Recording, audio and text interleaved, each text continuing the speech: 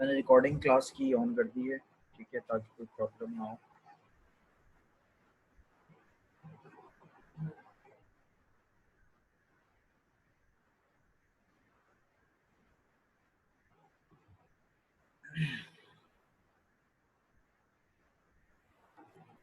Constructor function आप में से कोई मुझे समझा सकता है राइट नाउ?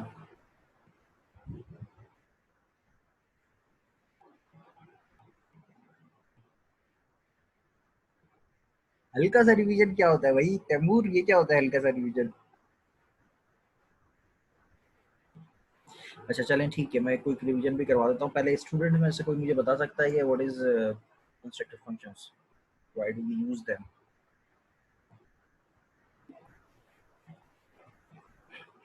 कोई तो बता दो, कोई तो बोले सर मुझे पता है मैं बताऊंगा।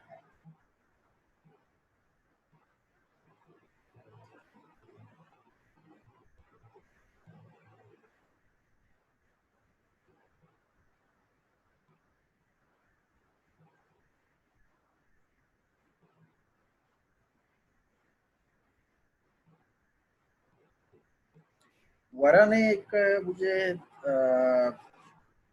डेफिनेशन बताई है जो कि सही है, गलत नहीं है, लेकिन आसान भाषा में समझाना है ना मुझे। गेस कंस्ट्रक्टर फंक्शन आसान भाषा में मुझे बताएं कि हर किसी को समझ में आ जाए।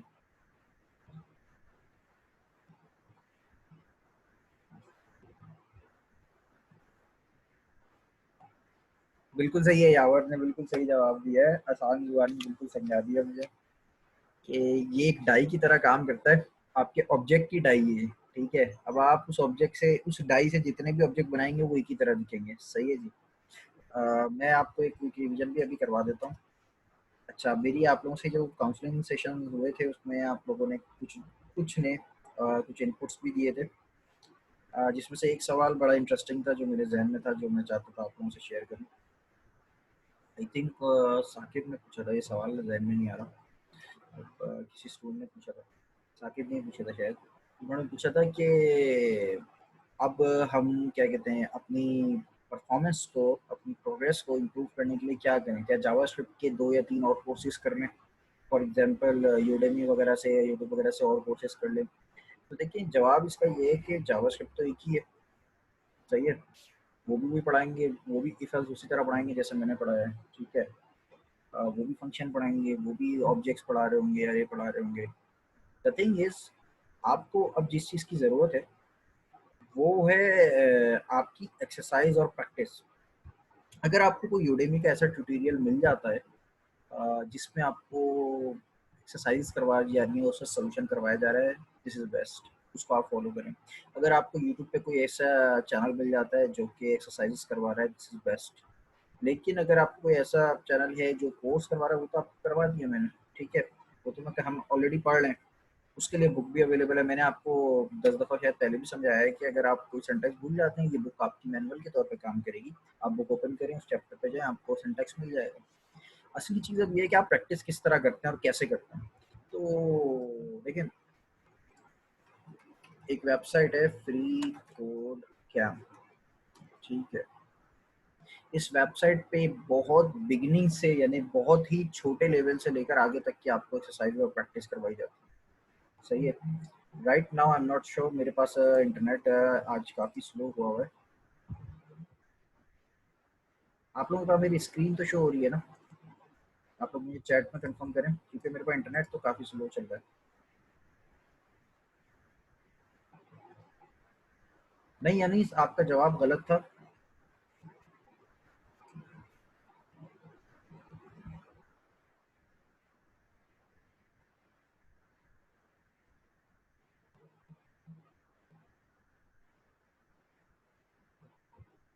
आज मेरे पास पता नहीं कि इंटरनेट प्रॉब्लम कर रहा है कुछ। खैर, मैं फ्री कोड कैम्प को बंद कर देता हूँ, वैसे ही अपनी डिस्कशन को कंटिन्यू रखते हैं। फ्री कोड कैंप पे आप जाएं, freecodeCamp.org। इसको आप लॉगिन करके प्रैक्टिस कर सकते हैं अपने चैप्टर्स के हिसाब से। भी मेरे पास ओपन नहीं हुई, वरना मैं आपको दिखाता सही तरीके से चला के। आपको अपने हिसाब से जो चैप्टर जिसमें आपको प्रॉब्लम आ रही है उसकी एक्सरसाइज करने की ज़रूरत है। लाइक आपको इफ एल्स की कंडीशंस में प्रॉब्लम है तो आप उसकी एक्सरसाइज करें, आपको लूप में प्रॉब्लम है तो आप लूप्स की एक्सरसाइजेस करें। ठीक है, तो बहुत छोटे लेवल से यहाँ तक कि उसमें कमेंट करने की भी आपको एक्सरसाइजेस प्रैक्टिस करवाई गई हैं। ठीक है, पहली चीज़ तो आपने ये करनी है। दूसरी चीज़ आपने जो करनी है वो मैंने आपको बताया था, हाउ टू, जो W3 स्कूल में जो हाउ टू वाला टॉपिक था जो मैंने शायद आपको बताया भी था, वो करना है, वो आपने खुद बनाना है। नहीं बनता तो आपके पास उसका कोड अवेलेबल है।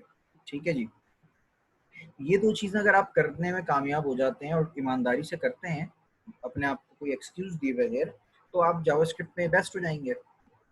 This is what you need. ठीक है, आपको दोबारा से जावास्क्रिप्ट, अब देखें, आप एक दफ़ा जो चीज़ पढ़ चुके हैं ना, अब आपको दूसरी दफ़ा पढ़ने के लिए एक रिवीजन की ज़रूरत हो सकती है, तो वो आप उससे पढ़ें, बुक से पढ़ें, यूट्यूब पे वीडियोज़ हैं। आपके लिए तो सबसे अच्छा ये हो गया कि रिकॉर्डेड वीडियोज़ भी हैं। ठीक है, तो आप वहाँ से देखेंगे। इस तरह आप अपनी जावास्क्रिप्ट को मजबूत, स्ट्रॉन्ग करेंगे। ठीक है, दूसरा प्रॉब्लम जो था, वो 2-3 स्टूडेंट्स ने शेयर किया था कि हम ऑन साइट तब रिज्यूम करेंगे क्लासेस। मैंने उस वक्त तो बता दिया था उन स्टूडेंट्स को, लेकिन मैं अगेन दोबारा बता देता हूँ। देखें, ये हमारे अख्तियार में नहीं है ये चीज़ कि हम इसको कब ऑन साइड लेके जाएं। पर्सनली मेरा तो दिल है कि हम ऑन साइड जाएं। ठीक है, लेकिन हमें हुकूमत के साथ भी चलना है, प्लस एहतियात भी बहुत ज़रूरी है। वो तमाम लोग जिनको कोरोना पे कभी भी भरोसा नहीं था, अभी उनको भी नज़र आ रही हैं चीज़ें कि क्या सिचुएशन है, बाहर के हालात कितने ख़राब हो रहे हैं। ठीक है, मैंने आप लोगों को पहले भी कहा था कि बिल्कुल करप्शन हो रही होगी। मुझे किसी ने बोला था कि मेडिकल हॉस्पिटल वगैरह जो हैं जिनको कोरोना नहीं है उनको भी डिक्लेयर कर रहे हैं। तो जहाँ आपके मुल्क में हर चीज़ करप्शन पे चल रही है, आपके जर्नल, आपके वकला, आपके पॉलिटिशियंस, आपके कहना नहीं चाहिए लेकिन चंद एक उलमा कराम, हमारे पुलिस वाले, हमारे फौजी, जब ये कोई ऐसा तबका नहीं है जो ये रिश्वत से और हराम कमाई से बचा हुआ हो। तो आपको अगर कोई कह रहा है कि हॉस्पिटल्स में करप्शन हो रही है तो बिल्कुल पॉसिबल है ये। ठीक है, लेकिन इसका ये मतलब नहीं है कि 100% इसको आप डिनाई कर दें। आपको एहतियात करनी थी, जो लोगों ने नहीं करी। ठीक है, और यही प्रॉब्लम अभी भी है। सही है, अब ये रेशो बहुत ज़्यादा बढ़ रहा है। ठीक है जी, तो हम हमें हुकूमत की तरफ से भी एक तो परमिशन चाहिए, दूसरा हमें अपनी तरफ से भी सिक्योरिटी और अपनी सेफ्टी का ख्याल करना चाहिए। सही है, हुकूमत अगर अलाउ करेगी तो हम पूरी एसओपीज़ के साथ जो है इसको ऑन साइट लेके जाएंगे। फिलहाल अभी हम जो ऑनलाइन क्लासेस कर रहे हैं ये हमारी मजबूरी है। ठीक है, ये वाली जो क्लासेस हैं ये ऑनलाइन मजबूरी में हो रही है। पहले जो ऑनलाइन क्लासेस होती रही हैं वो मजबूरी नहीं थी, वो तो हमने स्टार्ट ही ऑनलाइन सेशन किए थे।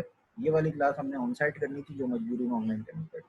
ठीक है जी, इसके अलावा शहजाद का क्वेश्चन था, बहुत ज़बरदस्त था। शहजाद ने ये कहा है कि भाई आप लोगों को असाइनमेंट दिए जाएं। शहजाद अवेलेबल है अभी चैट पे? शहजाद अगर नहीं है तो जब वो अवेलेबल होगा फिर ही बताएंगे। शहजाद अभी नहीं है। शहजाद चलें, जब आते हैं तो फिर मैं आपको बताता हूँ। उन्होंने कहा था कि एक तो आपको असाइनमेंट दें, और जब आप असाइनमेंट बनाएं या नहीं बनाएं उसको नेक्स्ट क्लास में जब चेक किया जाए तो उस वक्त आपकी बड़ी तारीफें या बड़ी बेइज्जतियाँ की जाएँ। तो बेइज्जती करने से ये होगा कि आप लोग जो है नेक्स्ट टाइम उस बेइज्जती के ख्याल से कुछ ना कुछ बनाने की कोशिश करेंगे। ठीक है, तो ये आइडिया मुझे अच्छा लगा था शहजाद का, ये बात तो सही है। शहजाद ने भी कहा था, वो एक और स्टूडेंट ने कहा था, अभी जहन में बिल्कुल नाम नहीं आ रहा। आई थिंक वरा ने कहा था या सुराका ने कहा था, अभी नाम जहन में नहीं आ रहा। एक स्टूडेंट थे, उन्होंने कहा था कि जब तक जो है हमारे पीछे डंडा नहीं होता लगा हुआ, जब डंडा आता है तभी हम काम करते हैं। तो आप जो है हमारे साथ बहुत ज़्यादा सख्ती करें। तो बेइज्जती जब होगी तो हम जो है करेंगे।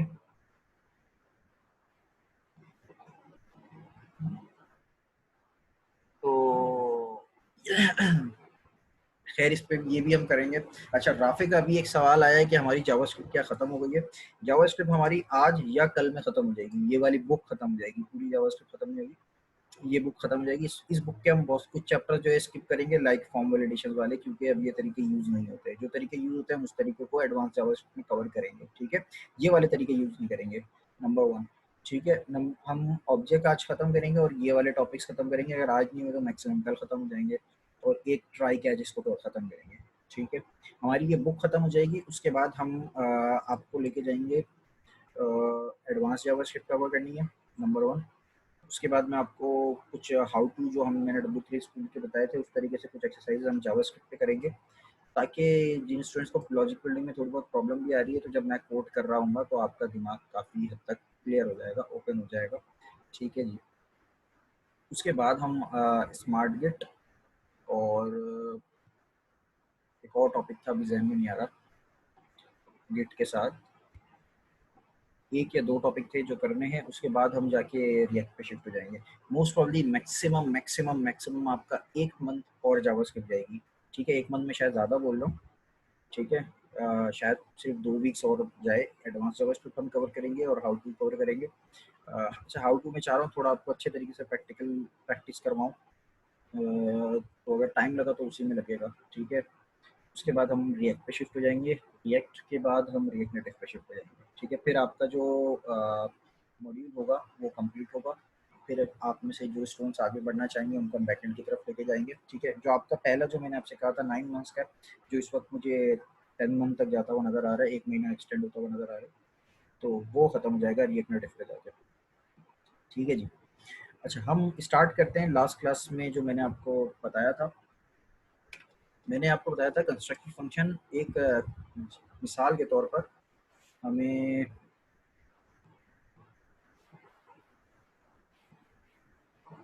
कहाँ बनाया था मैंने, इसमें नहीं बनाया क्या?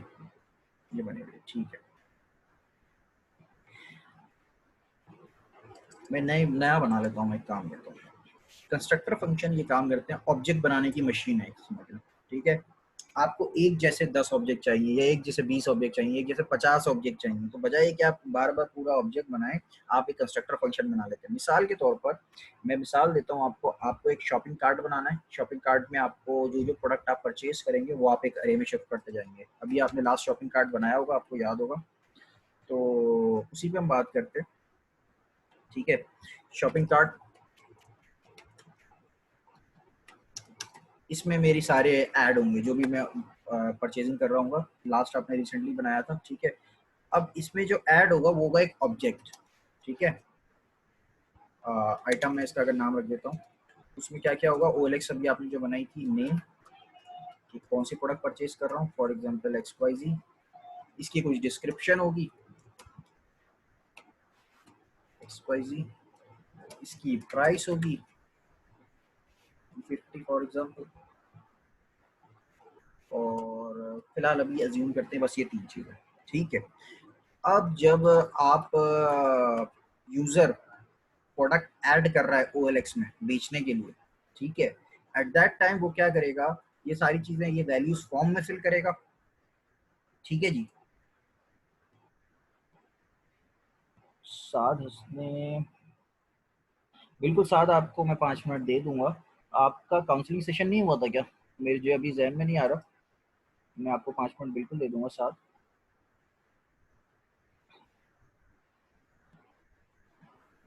कोई मसला नहीं, मैं आपको 5 मिनट एक्स्ट्रा दे दूंगा। अच्छा,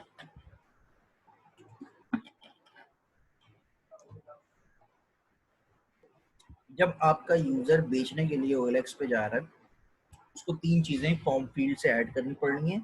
आप उस फॉर्म फील्ड का एक ऑब्जेक्ट बनाएंगे और उसका आप समझ लें, अगर यूजर यानी अगर आप सेलर हैं तो आपके लिए फिर ये शॉपिंग कार्ट नहीं होगा, ये आपकी प्रोडक्ट्स की एक अरे होगी। पहले अरे होगी यानी एक प्रोडक्ट, दूसरे ऑब्जेक्ट होगा उस अरे के अंदर जो दूसरा प्रोडक्ट होगा। मिसाल के तौर पे 3-4 अलग अलग प्रोडक्ट हैं। ठीक है, तो वो सबके ऑब्जेक्ट्स होंगे। ये ऑब्जेक्ट मैंने यहाँ सिर्फ कर्ली ब्रैकेट्स बनाया समझाने के लिए, असल में उसके अंदर ये तीनों वैल्यूज होंगी। कुछ इस तरीके से होगा ये ऑब्जेक्ट, आप होपफुली समझ गए होंगे। ये पूरा एक ऑब्जेक्ट होगा जिस समझाने के लिए मैंने कर्ली ब्रैकेट लगाए। अब आप जब फंक्शन कॉल कर रहे हैं ऑन क्लिक पे, तीनों वैल्यूज लेने के बाद आपने एक ऐड आइटम का बटन बनाया हुआ है, सही है जी। अब उससे वैल्यूज पिक करते हैं आप। आपने, आपको मैंने बताया था document dot gate element by ID dot value, याद है आप सबको? आपने उनसे वैल्यू पिक करी। अब उस वैल्यू को बजाय ये कि आप पूरा एक ऑब्जेक्ट बनाए, आपने कंस्ट्रक्टर फंक्शन बना के रख दिया। मिसाल के तौर पर मैं एक कंस्ट्रक्टर फंक्शन बना रहा हूँ, फंक्शन प्रोडक्ट।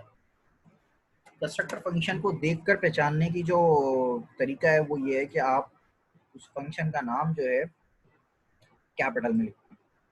सही है, स्टार्ट कैपिटल में करते हैं, बाकी तो आप उसी तरह उसी रूल को फॉलो करते हैं कि हर नए वर्ड को आप फर्स्ट कैपिटल में लिखेंगे, जिसको पास्टल केस भी कहते हैं। ठीक है, बाकी ये कि अब अंदर हमने काम करना है। सही है जी, जो भी ऑब्जेक्ट की आप चाहते हैं प्रॉपर्टी हो, उसको आप दिस के साथ डोनेट करते हैं। ठीक है, लाइक आपको नेम बनाना है तो आप इसका नाम रखेंगे दिस डॉट नेम। वैल्यू क्या होगी जो आपको प्रोडक्ट के पैरामीटर में मिलेगी, प्रोडक्ट नेम मिसाल के तौर पे। ठीक है, वो मैंने कहा कि जब ऑब्जेक्ट का ये कंस्ट्रक्टर कॉल हो तो वो वैल्यू जो पैरामीटर में आएगी वो इसमें असाइन कर देना। दूसरा मैंने कहा दिस डॉट DESC। ठीक है, उसका नाम मैंने यहाँ लिख दिया फॉर एग्जांपल प्रोडक्ट डिस्क्रिप्शन। ठीक है जी। थर्ड मैंने कह दिया दिस डॉट प्राइस, तो यहाँ मैंने लिख दिया प्रोडक्ट प्राइस, वो मैंने यहाँ पे पास कर दिया। ठीक है जी। अब जब आपने ऑन क्लिक का फंक्शन कॉल किया, उस ऑन क्लिक के फंक्शन से जब वैल्यू मिलेगी, ठीक है, फॉर एग्जांपल मैं इसका नाम रख देता हूँ एड प्रोडक्ट, और इसमें आप एक वैल्यू पिक करेंगे। तो बजाय ये कि आप पूरा एक ऑब्जेक्ट बनाने के, आपने यहाँ पे एक वेरिएबल में बना देता हूँ प्रोडक्ट ऑब्जेक्ट, और यहाँ मैंने कंस्ट्रक्टर फंक्शन को कॉल कर दिया न्यू प्रोडक्ट, ये फंक्शन कॉल किया मैंने, इसको मैं पैरामीटर पास कर दूंगा। राइट नाउ अभी हमने बनाया हुआ नहीं है फॉर्म फील्ड, लेकिन हम अज्यूम कर लेते हैं फॉर्म फील्ड में जो हमने बनाया है नेम EL डॉट वैल्यू, ये हो जाएगा हमारा प्रोडक्ट नेम। अच्छा, अजान स्टार्ट हो गई है, 2 मिनट रुक जाते हैं। ठीक है, बाकी आपके जहनों में कोई क्वेश्चन है तो सोच लें जब तक।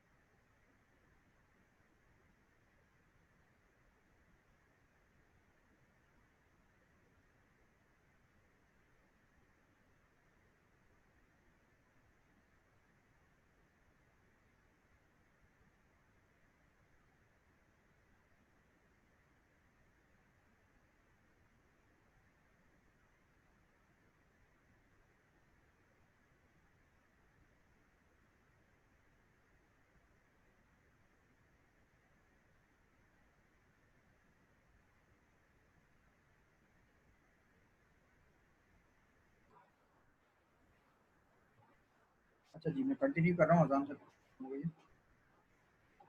हमने यहाँ पे वैल्यू पिक करी, जो भी हमने एलिमेंट वन पिक किया होगा उससे। यहाँ मैंने उसकी डिस्क्रिप्शन पिक करी फॉर एग्जांपल, और उसकी प्राइस भी पिक करी। इसी तरह पिक करेंगे ना, अभी बनाया हुआ नहीं है, जस्ट ये फर्जी है, लेकिन इस एक लाइन से मेरे पास वो पूरा ऑब्जेक्ट बन जाएगा।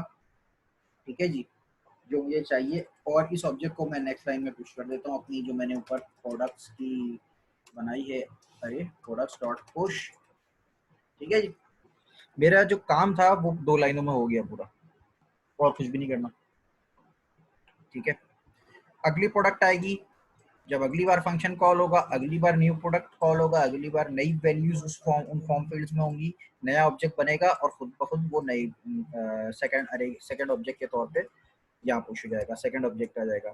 तीसरी बार करेंगे इसी तरह, तीसरा ऑब्जेक्ट भी आ जाएगा। ठीक है, राइट नाउ मैं अभी हमने ज़ाहिर फंक्शन बनाया हुआ नहीं है पूरा ऑन क्लिक और उस तरीके से, मैं एक काम करता हूँ, मैं इस फंक्शन को के बाहर इसको कॉल करके आपको जस्ट कंसोल करा के दिखा रहा हूँ। ठीक है, क्योंकि ये हम लास्ट क्लास में पढ़ चुके हैं, मैं जस्ट अभी आपको एक प्रीवियस डेमोन्स्ट्रेशन दे रहा हूँ। मैं यहाँ पे कुछ वैल्यूज पास कर देता हूँ अपनी तरफ से फर्जी,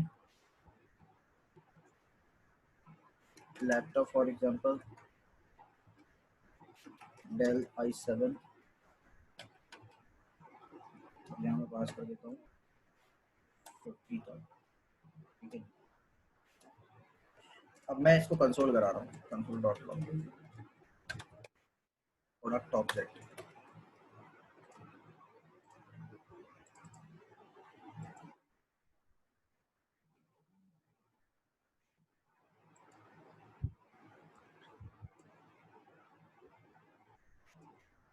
मेरे पास एक ऑब्जेक्ट है, उसके अंदर 3 प्रॉपर्टीज रखी हुई है, डिस्क्रिप्शन, नेम एंड प्राइस।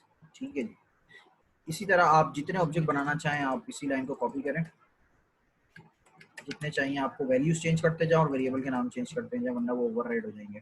ठीक है जी, आप बना सकते हैं। आपको उम्मीद है ये सारी चीज़ें समझ आ गई होंगी, हमने क्विकली रिव्यू कर लिया है। ठीक है, किसी का कोई क्वेश्चन है इसके बारे में तो पूछ लें।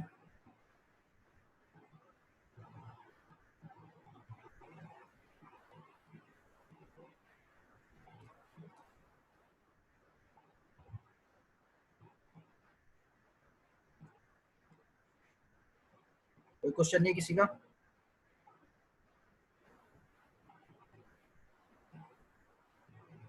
मेरी आवाज़ आप सब तक आ रही है?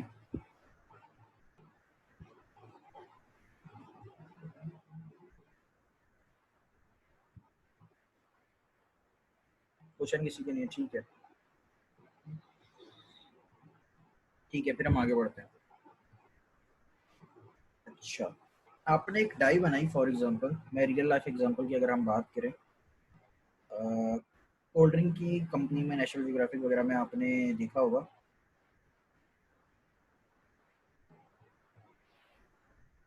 देखें, जो हमने यहाँ से लेकर यहाँ तक में जो दिस यूज़ किया है, इसका मतलब ये है कि जो कल हमारा कंस्ट्रक्टर फंक्शन जो न्यू ऑब्जेक्ट बनेगा उसके अंदर ये सारी प्रॉपर्टी होंगी। ठीक है, अगर हमें कोई नई प्रॉपर्टी ऐड करनी है जो हम चाहते हैं कि ऑब्जेक्ट में हुआ करे, तो वो हम यहाँ पे दिस करके ऐड करेंगे।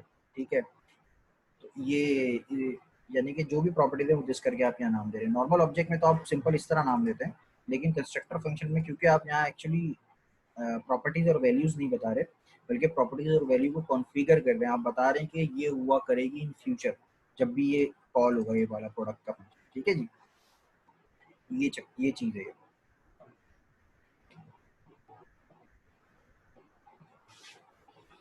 अच्छा, अब मैं आपको मिसाल दे रहा था, अपने नेशनल ज्योग्राफी वगैरह में कोल्ड ड्रिंक वगैरह की प्रोडक्शन वगैरह देखी होगी, उसमें क्या होता है, एक बॉटल्स बन रही होती हैं। ठीक है, तो वो बॉटल्स क्या करती हैं, अब उन बॉटल में बाद में जो है कोल्ड ड्रिंक्स फिल की जाती हैं, रिफ़िल की जाती हैं, लाइक कोक की अलग होती है और डिफरेंट अलग अलग होती हैं। लेकिन जो डाइज होती हैं या जो सिस्टम होता है उसमें कुछ चीज़ें कॉमन होती हैं, फॉर एग्जांपल शेप ज़्यादातर। ठीक है, और और क्या कॉमन होता है, उसमें लेबल लगते हैं। ठीक है, लेबल का डिज़ाइन अलग अलग होता है लेकिन सब पे लेबल लगते हैं, कैप होता है। ठीक है, कुछ प्रॉपर्टीज होती हैं जो सब में ही कॉमन होती हैं। ठीक है, चाहे कुछ भी आप बना रहे हो, तो इसको करने के 2 तरीके हैं। ठीक है, पहले मैं आपको सही तरीका बता रहा हूँ। ठीक है, सही हम क्या करने जा रहे हैं, हम ये करने जा रहे हैं, मैं आपको रिपीट कर देता हूँ। हम जो भी कंस्ट्रक्टर फंक्शन से प्रॉपर्टी और वैल्यू जनरेट करेंगे, कुछ उसमें कांस्टेंट प्रॉपर्टी और वैल्यू रखना चाह रहे हैं, यानी वो यूजर के ऊपर नहीं होगी। जब भी कोई नया ऑब्जेक्ट बनेगा उसमें वो प्रॉपर्टी एग्जिस्ट करती होगी, ठीक है। तो ये चीज हम करने जा रहे हैं। तो इसको करने के दो तरीके हैं। हम पहले जो बेहतर तरीका है, जो सही तरीका है, उसको हम फॉलो करने जा रहे हैं, ठीक है। इसको कहते हैं प्रोटोटाइप्स। अगर मैं आपको बुक की मिसाल दिखाऊं, बुक में देखते हैं।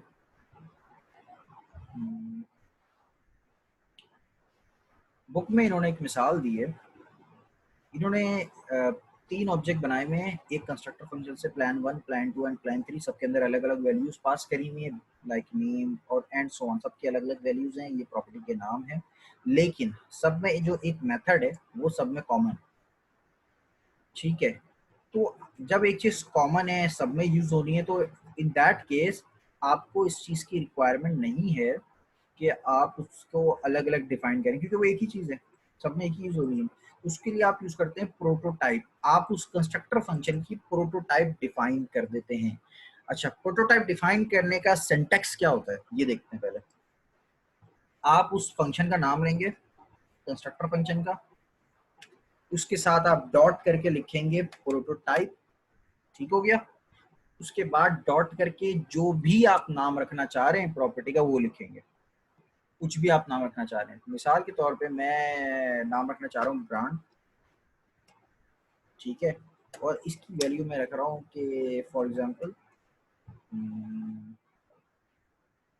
अगर मोबाइल है सैमसंग, ठीक है, तो लैपटॉप है तो एचपी, ठीक है।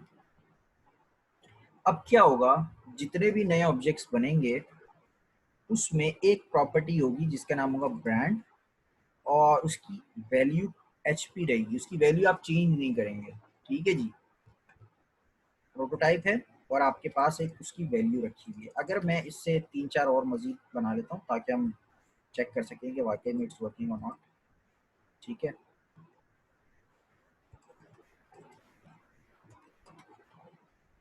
सॉरी,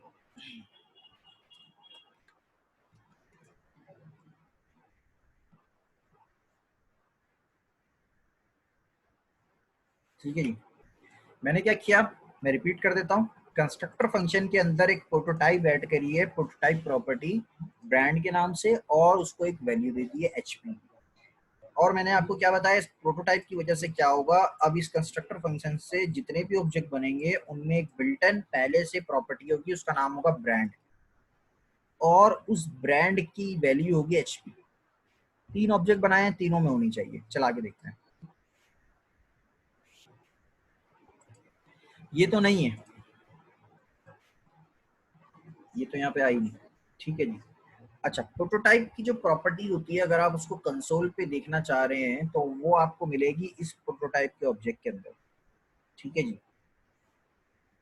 आ रही है ब्रांड, इसी तरह यहाँ पे भी आएगी, यहाँ पे भी आएगी, ठीक है। ब्रांड आ रहा है, उसकी वैल्यू भी आ रही है। बट व्हेन, जब आपको इसको यूज करना होगा तब आप इसको बिल्कुल बिल्कुल उसी तरह यूज करेंगे जिस तरह आप नॉर्मल प्रॉपर्टीज यूज करते हैं। फॉर एग्जांपल, आपको ऑब्जेक्ट 1 के लिए ब्रांड की प्रॉपर्टी एक्सेस करनी है, तो आप इसको ब्रांड के तौर पर ही लिखेंगे, ठीक है जी। मैं दोबारा चलाता हूँ इसको, एचपी आ गया ऑब्जेक्ट 1 का, ठीक है जी। यानी कि अगर आप पूरे ऑब्जेक्ट को चेक कर रहे हैं तो वो वैल्यू आपको प्रोटोटाइप के अंदर मिलेगी। लेकिन अगर आप पूरे ऑब्जेक्ट को नहीं चेक कर रहे, वैल्यू एक्सेस करनी है या ओवरराइड करनी है, तो आपको नॉर्मल प्रॉपर्टी की तरह मिल जाएगी, जैसे अभी यहाँ पे आपको मिल रही है, ठीक है। मैं एक दफा दोबारा रिपीट कर रहा हूँ। अगर आप कोई ऐसी प्रॉपर्टी अपने कंस्ट्रक्टर फंक्शन के अंदर ऐड करना चाह रहे हैं जो आप ये चाहते हैं कि हर ऑब्जेक्ट के अंदर आपको बिल्टन मिले, पहले से मिले, जब भी आप उसको कोई नया ऑब्जेक्ट बनाए, नया इंस्टांस बनाए अपने, इसको इंस्टांस कहते हैं प्रोग्रामिंग की लैंग्वेज में, कि नया इंस्टांस आप बना रहे हैं, तो तब आपको वो एक प्रॉपर्टी आपको मिले, ठीक है। वो डिफाइन करने का तरीका ये, कंस्ट्रक्टर फंक्शन का नाम होगा, उसके साथ डॉट करके आप प्रोटोटाइप लिखेंगे, और उसके साथ आप डॉट करके ब्रांड लिखेंगे, और जो भी वैल्यू आप उसको देंगे वो जो भी नए ऑब्जेक्ट बनेंगे उनमें अवेलेबल होगी, ठीक है। अगर आप पूरे होल ऑब्जेक्ट को चेक करेंगे तो वो आपको मिलेगी प्रोटोटाइप, ये जो प्रोटो लिखा हुआ अंडरस्कोर अंडरस्कोर फोटो, उसके अंदर मिलेगी। और अगर आप वैल्यू एक्सेस करना चाह रहे हैं डायरेक्ट, तो आपको फोटो लिखने की जरूरत नहीं, आप डायरेक्ट ब्रांड लिखें, आपको मिल जाएगी। समझ में आ गई ये वाली बात? राफे आपको भी क्लियर हो गई है?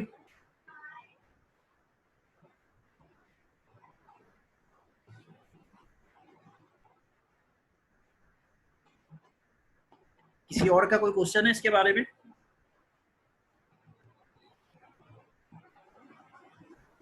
अभी यावर क्लियर है चीजें? हबीब, साद हंसने, शायान, आप लोगों की चीजें क्लियर हैं?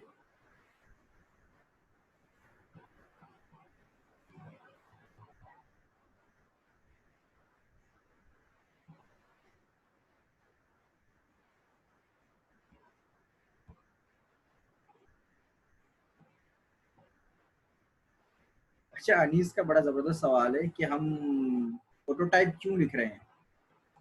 ठीक है, टेक्निकली ये प्रोटोटाइप्स ही हैं इसलिए लिख रहे हैं। ठीक है, प्रोटोटाइप का काम ही यही है कि अब आप इससे जो भी चीज़ें बनाएंगे वो आपको उसमें मिले। ठीक है, अगर आपको ऐसा कोई काम नहीं करना है, सही है, जैसे कि ये काम दूसरे तरीके से करने का तरीका ये हो सकता है कि आप यहीं पे आए, यहाँ पे लिखें दिस डॉट ब्रांड और उसकी वैल्यू यहाँ पे हार्ड कोड लिख दें। ठीक है, इससे भी आपका काम हो जाएगा। जो मैंने आपको कहा था एक और तरीका है, इस तरीके से भी आप यही काम कर सकते हैं, बट ये सही तरीका नहीं है। आपको इस तरीके से काम नहीं करना होता, आपको ये जो प्रोटोटाइप बनाया ना इस तरीके से काम करना होता। ठीक है, आप ऐसे काम नहीं करते, इस तरीके से करेंगे आपको रिजल्ट मिल जाएगा, लेकिन लिखते ऐसे नहीं। अच्छा, मुझे भी इसका एग्जैक्ट रीज़न अभी मेरे जहन में नहीं है। शायद ये वाली प्रॉपर्टी को आप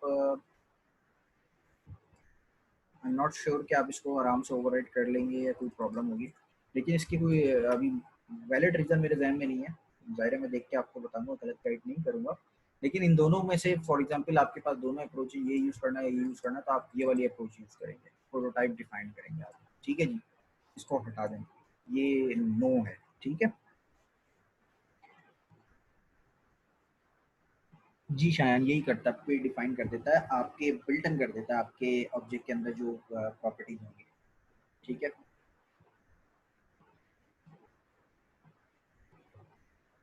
और किसी का कोई क्वेश्चन है?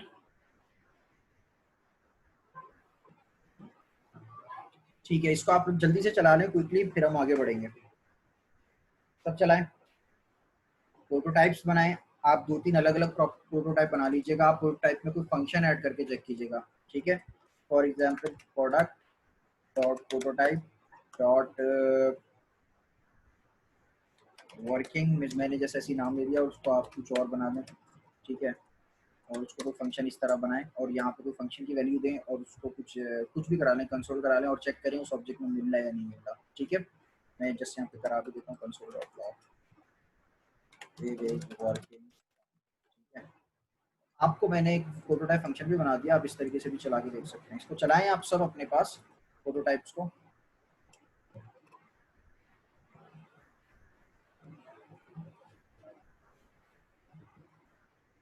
फंक्शन का नाम आप कुछ भी रख सकते हैं, पहला कैरेक्टर आप कैपिटल रखेंगे।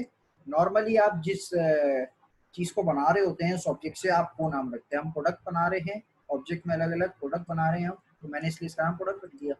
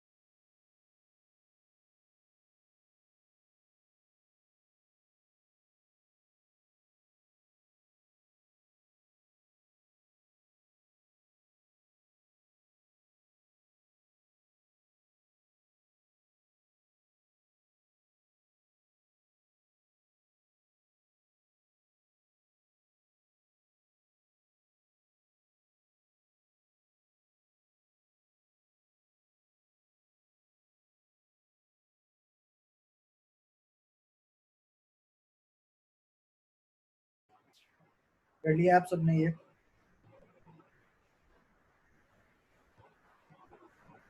आप तमाम लोगों ने ये चला लिए प्रोटोटाइप्स?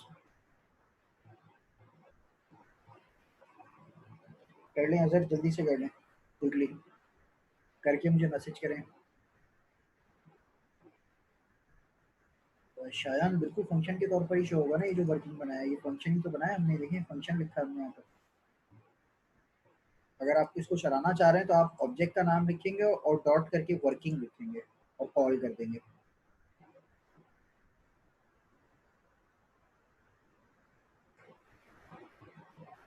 कॉल भी करेंगे शायद, ब्रैकेट्स लगा के, फंक्शन है ना।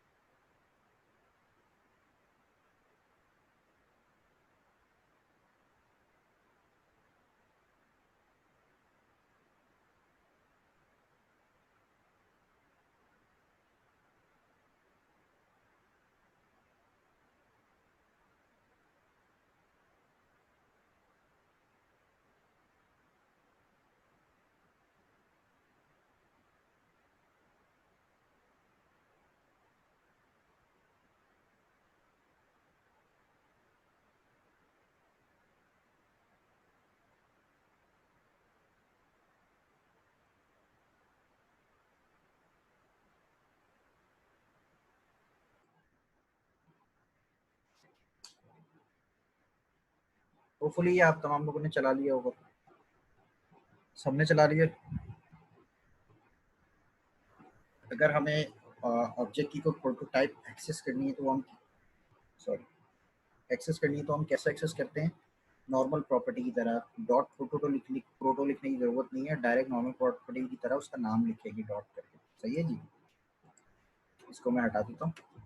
अच्छा, हमने एक फंक्शन को बनाया यहाँ पे वर्किंग के नाम से, तो अगर मुझे ये फंक्शन चलाना है तो मैं एक काम करता हूँ, जस्ट फॉर टेस्टिंग पर्पस मैं इसको एक पैरामीटर भी पास कर रहा हूँ फॉर एग्जांपल, और इसको यहाँ पे कॉन्केट करवा देता हूँ। और उसके बाद मैं तीनों फंक्शन को कॉल कर रहा हूँ डॉट वर्किंग। इसको कॉल किया मैंने, इसका नाम मैंने रख दिया फॉर एग्जांपल 1,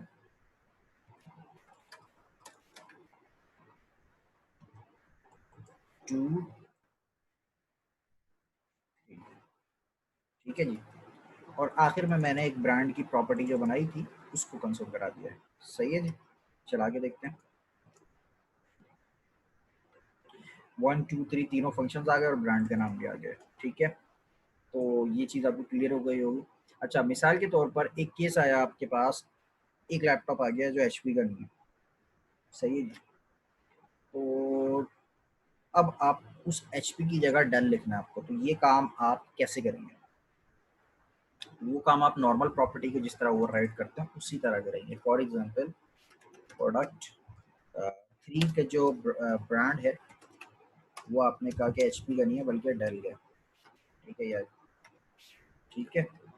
अब मैं अगर इसको कंसोल कराऊं,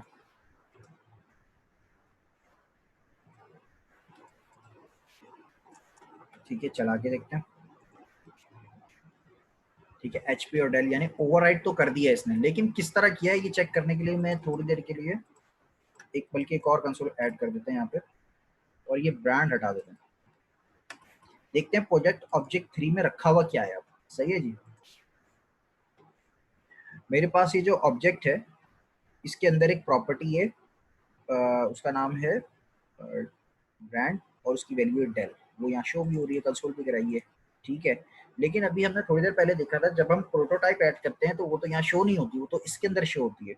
तो अगर मैं इसको ओपन करूँ तो आप देख सकते हैं जो प्रोटोटाइप की ओरिजिनल वैल्यू थी वो अपनी जगह वैसे की वैसी है, उसमें कोई चेंजेस नहीं करी है इसने। तो मतलब क्या हुआ, आपके प्रोटोटाइप के तौर पे आप जो वैल्यू यूज कर रहे हो अगर आप उसको ओवरराइट करना चाहो तो आप उसको डॉट करके ओवरराइट कर सकते हो। ठीक है, लेकिन जो आपके ओरिजिनल प्रोटोटाइप की वैल्यू है वो चेंज नहीं होगी, वो अपनी जगह वैसी की वैसी है।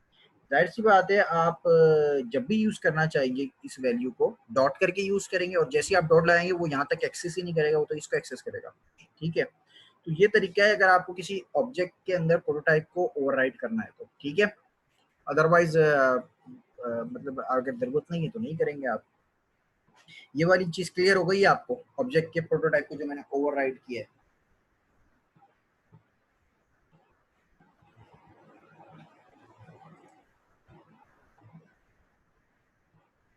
आप ओवर देखें, जो प्रोटोटाइप होता है ना उसको आप ना डिलीट करते हैं ना एडिट करते हैं, कुछ भी नहीं करते।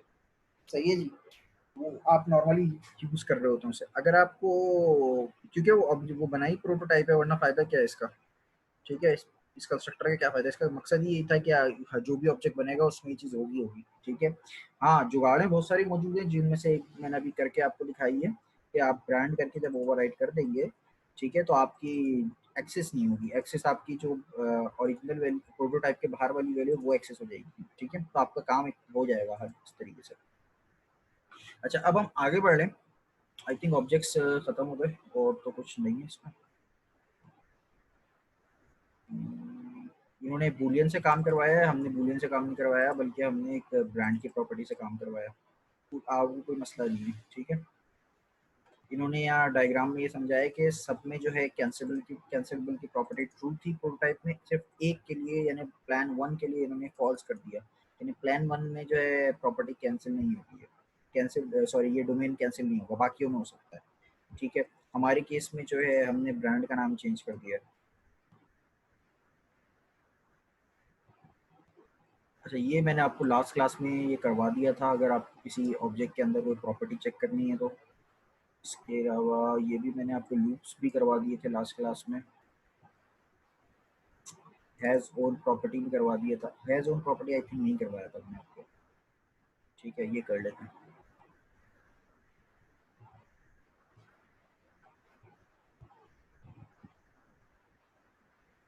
ठीक है, इसी पे करते हैं। मैं थोड़ी देर के लिए इस ब्रांड को कमेंट कर रहा हूँ दोबारा से, और नीचे वाले कंसोल्स को भी कमेंट कर रहा हूँ। अच्छा जी, समझने की चीज़ ये है कि अगर हमें किसी ऑब्जेक्ट के अंदर चेक करना है कि इधर एक प्रॉपर्टी एग्जिस्ट करती है या नहीं करती, तो उसको हमने चेक करने का तरीका लास्ट क्लास में जो देखा था वो ये था, कुछ इस तरीके से था। For example product object one, sorry मैं नाम इसका चेंज कर देता हूँ, इज प्राइस एग्जिस्ट नाम रखा है मैंने इसका, और जो प्रॉपर्टी चेक करना चाह रहे हैं उसको आप स्ट्रिंग में देते हैं। मैंने लिख दिया प्राइस, उसके साथ आप कीवर्ड लिखते हैं इन, और आगे आप ऑब्जेक्ट का नाम देते हैं। मैंने यहाँ दे दिया प्रोडक्ट ऑब्जेक्ट वन। ठीक है, मुझे आप ये बताइए कि प्राइस की प्रॉपर्टी इस ऑब्जेक्ट में है या नहीं है?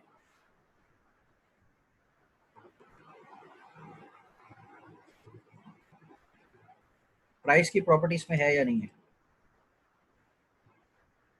बिल्कुल है, सही है। तो इसमें क्या आ जाएगा? ट्रू आ जाएगा, क्योंकि एग्जिस्ट करती है। तो अगर मैं इसको कंसोल कराऊं, चेक करते हैं, ट्रू आ गया।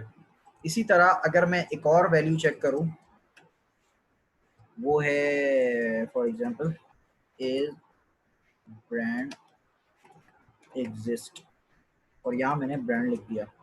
ब्रांड की प्रॉपर्टी है या नहीं है इसमें? ब्रांड की प्रॉपर्टी भी है, लेकिन वो प्रोटोटाइप से आ रही है। ठीक है, तो चला के देखते हैं, इसमें भी ट्रू आना चाहिए। इसको भी कंसोल करा लेते हैं। ठीक है, दोनों में ट्रू आ गया। ठीक है, ये तो नॉर्मल तरीका था जो हमने लास्ट क्लास में देखा था।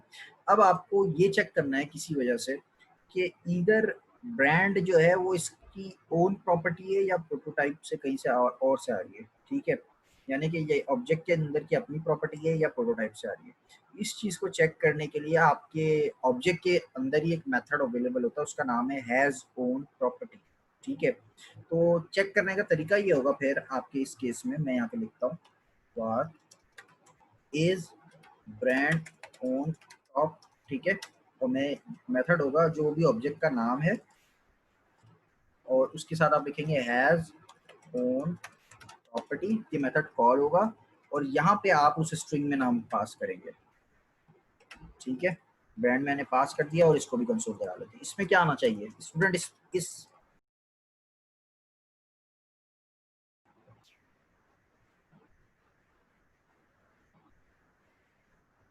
अच्छा जी, मेरी आवाज़ आप सबके पास आ रही होगी। मैं दोबारा स्क्रीन शेयर कर रहा हूँ, मेरा इंटरनेट डिस्कनेक्ट हो गया था बट रिज्यूम हो गया।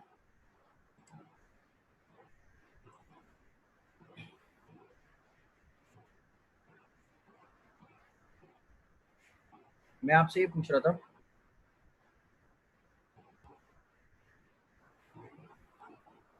कि ये जो इस ब्रांड ओन प्रॉपर्टी है, इसमें ट्रू आएगा या फॉल्स आएगा?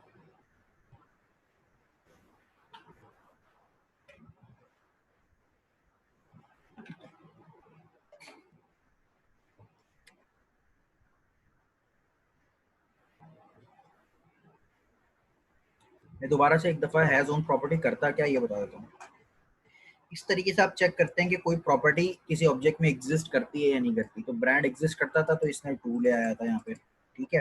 लेकिन आपको ये चेक करना है कि वो उसकी अपनी प्रॉपर्टी है या प्रोटोटाइप से आ रही है, ठीक है। तो उसके लिए मेथड है हैज़ ओन प्रॉपर्टी।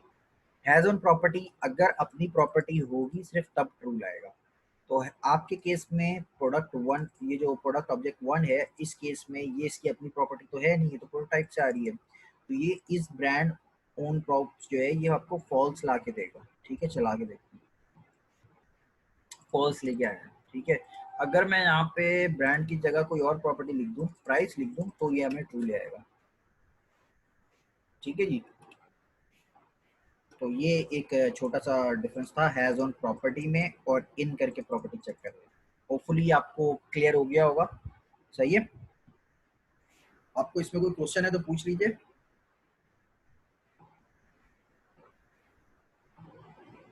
कोई क्वेश्चन नहीं है किसी का? आप जल्दी से इसको चला लीजिए, ये तीनों केसेस यानी इन वाला केस और हैज ऑन प्रॉपर्टी वाला केस जल्दी से क्विकली चलाएं।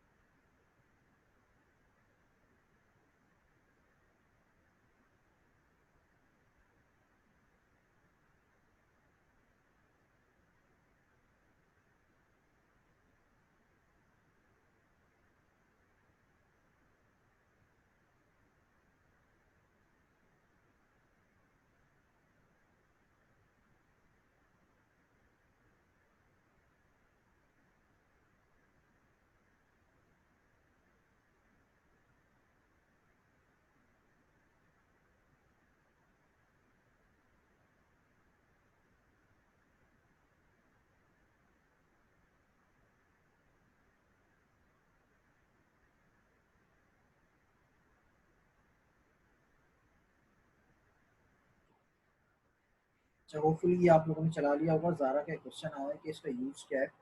यूज़ जब आएगा तो आपको पता लग जाएगा। अब स्पेसिफिकली मेरे जहन में तो नहीं है कि क्या यूज़ है। हाँ, ये यूज़ ज़रूर होते हैं, ये मैं आपको बता दूँ, मैंने भी यूज़ किए हैं ये। ठीक है, अगर आपकी रिक्वायरमेंट होती है तो आपको यूज़ करना पड़ता है चेक करने के लिए इधर प्रॉपर्टी एग्जिस्ट करती है या नहीं करती है। ठीक है, तो यूज़ होते हैं। सही है।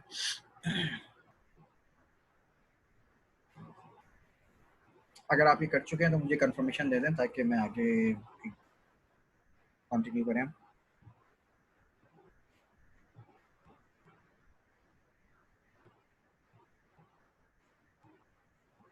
कर चुके हो तो मुझे मैसेज तो कर दो।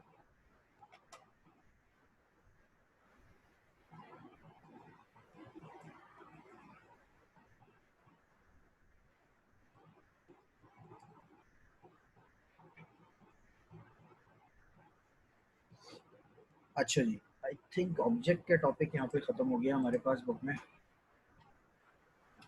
हम्म, ठीक है, यहाँ पे हमारे पास नेक्स्ट टॉपिक स्टार्ट हो जाता है।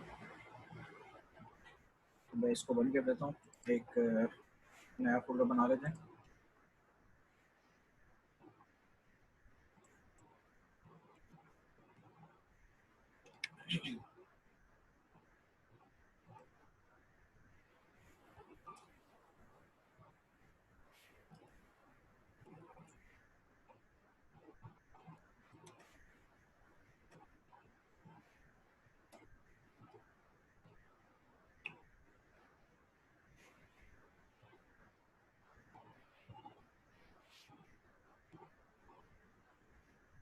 अच्छा जी,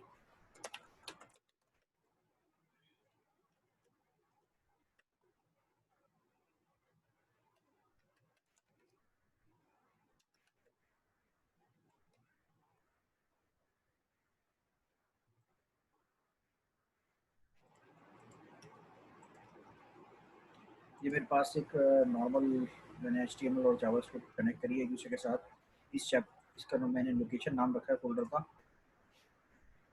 अच्छा, लोकेशन रखने का मतलब ये नहीं है कि आपकी जीपीएस लोकेशन की बात नहीं हो रही है यहाँ पे।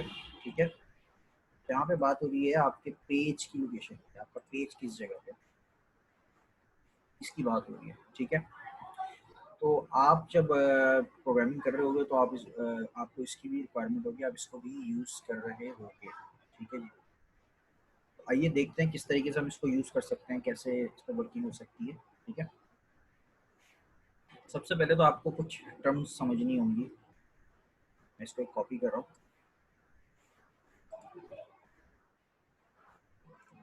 तो ऐसे कॉपी कर लेते हैं।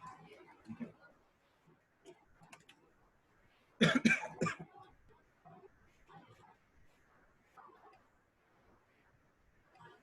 दोबारा आ जाते हैं वहीं पे।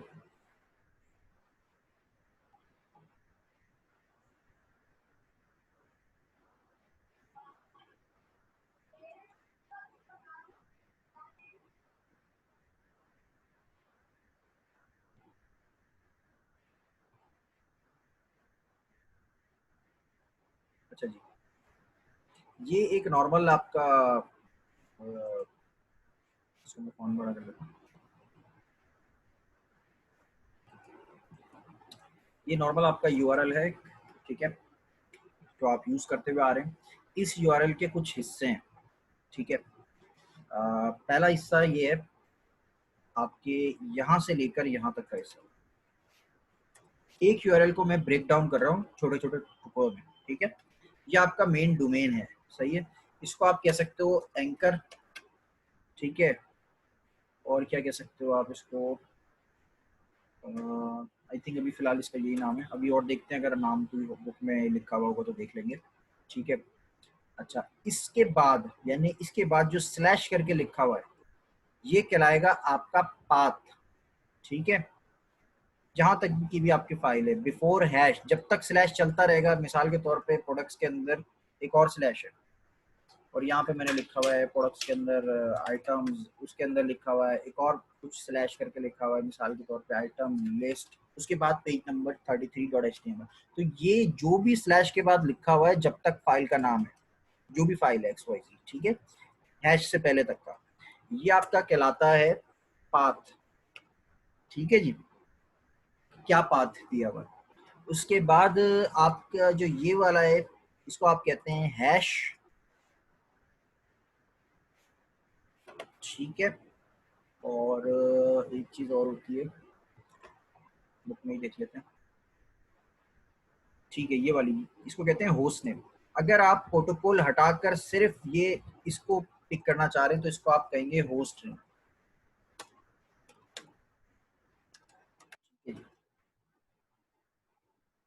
ये जस्ट मैंने आपको ब्रेक डाउन किया ताकि आपको समझ में आ जाए। एक नॉर्मल यूआरएल है, उसकी जो पार्टिकुलर्स हैं उसको मैंने 3-4 हिस्सों में, छोटे छोटे टुकड़ों में तोड़ दिया। हैश होता है, उसमें पाथ होते हैं, उसमें एंकर का मतलब ये है कि प्रोटोकॉल के साथ आपको पूरा आपको मिल जाएगा जो भी है आपके पास, ठीक है। अब आ जाते हैं बुक के ऊपर। बुक में क्या चीज़ें हमें बताई जा रही हैं। अगर आपको हो, अब इससे क्या पता लग रहा है, द डोमेन में क्या आ जाएगा, window dot location dot host name, इसमें आपको क्या इन्फॉर्मेशन मिलेगी। चैट पे बताओ मुझे, चैट।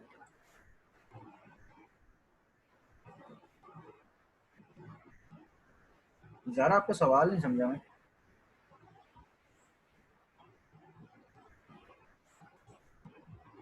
फायरबेस करेंगे हम, जी हाँ, जो मैं आपसे कह रहा था ना, सेकंड टॉपिक मेरे जहन में उस वक्त नहीं आ रहा था, फायरबेस और स्मार्ट गेट करेंगे हम, ठीक है। लेकिन अभी मैं आपका राइट नाउ मैं आपका सवाल नहीं समझा। मैंने आपसे कहा है कि होस्ट नेम में क्या आएगा, तो होस्ट नेम में जो मैंने आपको यहाँ बताया है वो आ जाएगा। क्या लिखा हुआ है होस्ट नेम में, जो वेबसाइट का जो भी नाम है। तो राइट नाउ क्या है, जो हमने इतनी बड़ी वेबसाइट में www से यानी प्रोटोकॉल हट जाएगा, HTTP या HTTPS हट जाएगा, जो भी नाम है सिर्फ वो आ जाएगा, ठीक है। पाथ क्या है, window dot location dot host name, ठीक है। वार, अभी तो मैंने लोकली चला रहा हूँ, देखते हैं इसमें क्या आता है, देख लेते हैं। Window dot location dot host name, कोई होस्ट तो है नहीं राइट नाउ, ठीक है, लेकिन हम इसको चला के देख लेते हैं कि क्या मिल रहा है।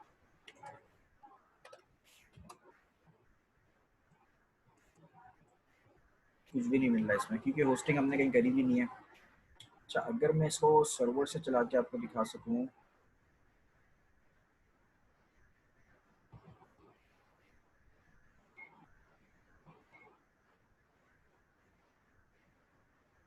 नहीं ये फायरबेस राइट नाउ नहीं है, लेकिन आपको खैर मेरी बात समझ में आ गई होगी, क्योंकि ये राइट नाउ भी होस्टिंग ही नहीं हुई भी, तो इसलिए इसको होस्ट नेम नहीं मिला है। लेकिन आपकी वेबसाइट जब होस्ट होगी तो आपको एक यूआरएल मिल जाएगा इसके अंदर, ठीक है, जिसमें प्रोटोकॉल नहीं होगा, ठीक है।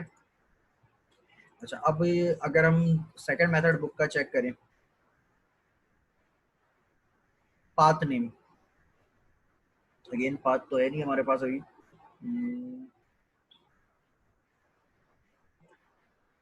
मैं सोच रहा हूँ आपको इसको होस्ट करके ही चेक करवा लूँ। चेक करते हैं, फायरबेस, फायरबेस,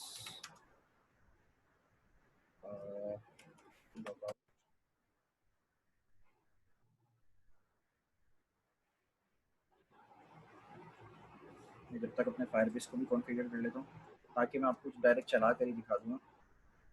प्रोग्रामिंग में हवाई बातें तो होनी नहीं चाहिए।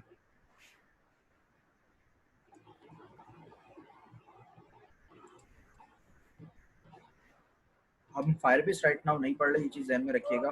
फायरबेस होस्टिंग मैंने आपको काफ़ी पहले एक दफ़ा सिखाई थी, एक वीडियो भी शायद शेयर करी थी, जमान भाई ने भी शेयर करी थी, ठीक है। तो अभी हम उसी होस्टिंग प्रोसीजर को फॉलो करते हुए काम करेंगे। अच्छा जी, मेरे पास कोई और फायरबेस लॉगिन थी तो मैंने उसको लॉग आउट कर दिया, अब मैं इसको लॉगिन कर रहा हूँ। और मेरे पास जो फायरबेस में कोई एक्स्ट्रा प्रोजेक्ट में चेक कर लेता हूँ अगर है या नहीं है। यस,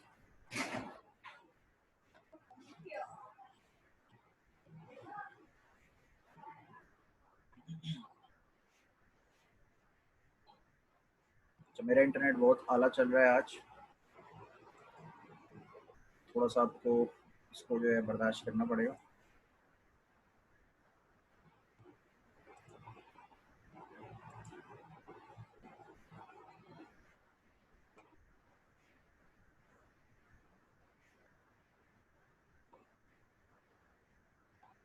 यस, राफे PDCL है, नहीं, मेरे पास PTCL काफ़ी अच्छा चलता है, ये अभी कुछ प्रॉब्लम हुई है।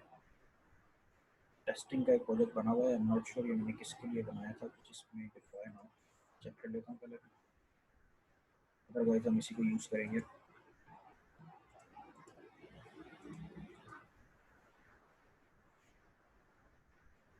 साकिब क्या कहना चाह रहे हैं, बोले।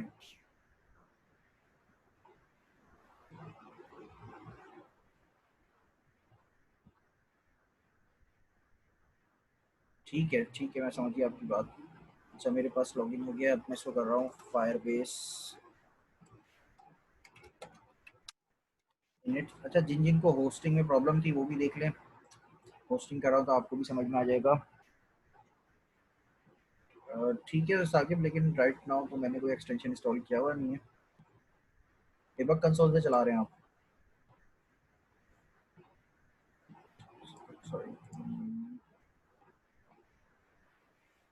मेरे जहन में नहीं आ रहा। तो और राइट नाउ मैंने कॉन्फ़िगर वगैरह शायद कॉन्फ़िगर नहीं किया हुआ, लेकिन अगर मैं इसी को ऐड कर दूँ।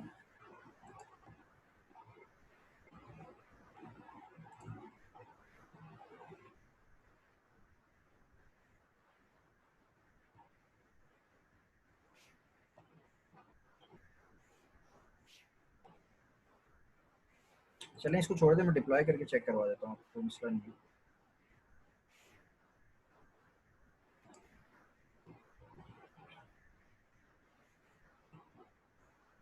पहले आपको फायरबेस लॉगिन करना पड़ता है, आप अपनी ईमेल से लॉगिन करेंगे, उसके बाद नेक्स्ट स्टेप मैं अभी आपको बताता हूँ। पहले मैं चेक कर लूँ मेरे पास पहले से कुछ इसको होस्ट ना, होस्टिंग हुई भी ना।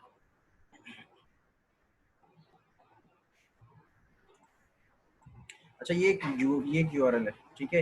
ये हो जाएगा HTTPS से लेकर कॉम तक का हो जाएगा आपका एंकर। उसके बाद स्लैश से लेकर आपके पूरा का पूरा जो ये पाथ है, इसमें कोई हैश नहीं दिया हुआ, ठीक है। अच्छा, टेस्टिंग में कोई होस्टिंग नहीं हुई है तो हम इसको यूज़ कर लेते हैं, ठीक है। फायरबेस इनिट सबसे पहली कमांड आप लिखेंगे।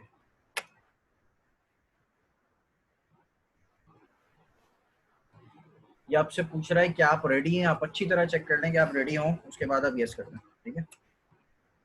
और अब आपने जो भी आपके पास इनमें से चीज़ यूज़ करनी है, राइट नाउ हमें होस्टिंग यूज़ करनी है, तो आप होस्टिंग पे आएंगे, स्पेस प्रेस करेंगे, स्पेस से ये सेलेक्ट होगा। अगर आपने स्पेस प्रेस किए बगैर इंटर कर दिया तो ये सिलेक्शन नहीं होगी, उसके बाद आप इंटर करेंगे।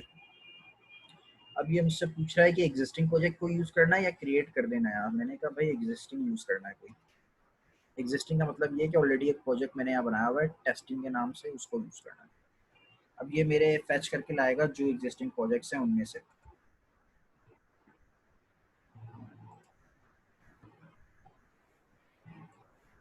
ये आया है मेरे पास प्रोजेक्ट।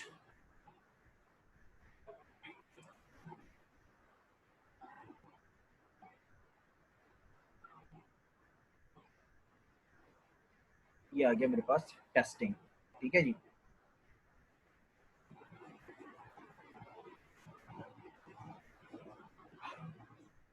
बता रहा हूँ शायान, अभी 1 मिनट रुक जाए, अभी चला के देखेंगे तो फिर क्लियर हो जाएगी आपको चीज़ें, ठीक है।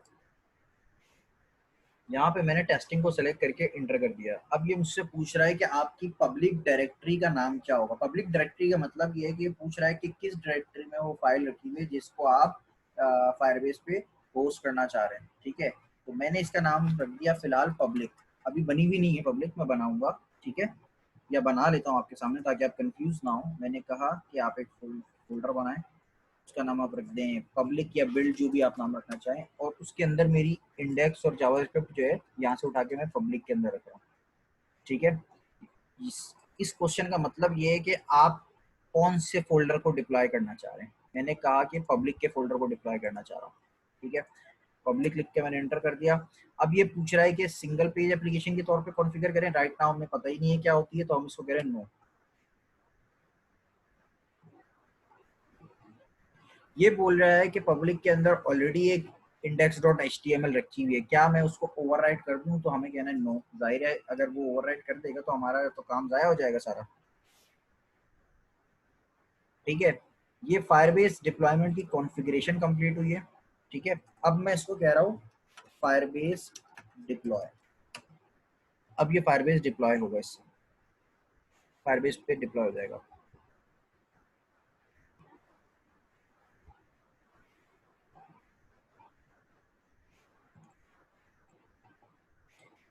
ये कुछ टाइम लेगा फिर डिप्लॉय होगा। अच्छा, ये क्योंकि डिप्लॉयमेंट में टाइम ले रहा है तो मैं एक काम करता हूँ, जितने भी मेथड है उन सबको एक दफ़ा चलाता हूँ और फिर डिप्लॉय करते हैं।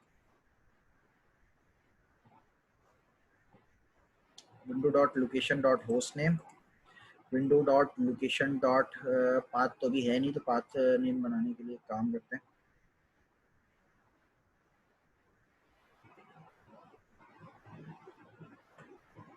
लिंक्स बना रहा हूँ मैं कुछ, इन दोनों को बंद करते हैं। उनसे पब्लिक के अंदर जो index dot H T M L अब हमारी आ गई है उसको ओपन कर रहा हूँ मैं। Index dot H T M L के साथ कुछ लिंक्स बना रहा हूँ, एंकर टैग, और उसका नाम मैं रख रहा हूँ मिसाल के तौर पे अबाउट।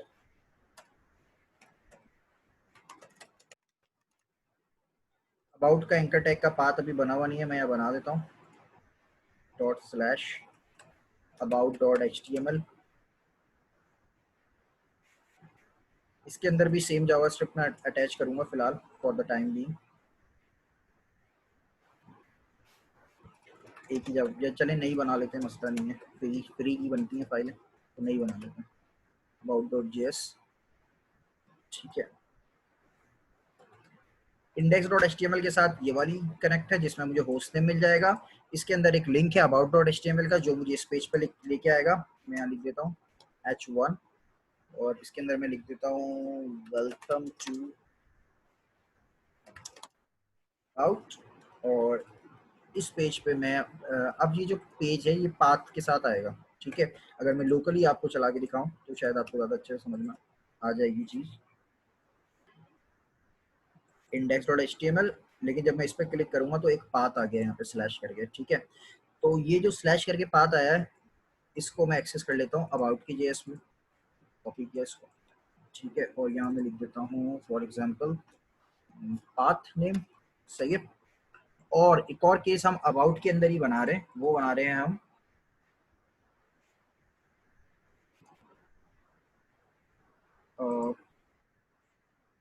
मल्टीपल पैराग्राफ में बना लेता हूँ यहाँ पे।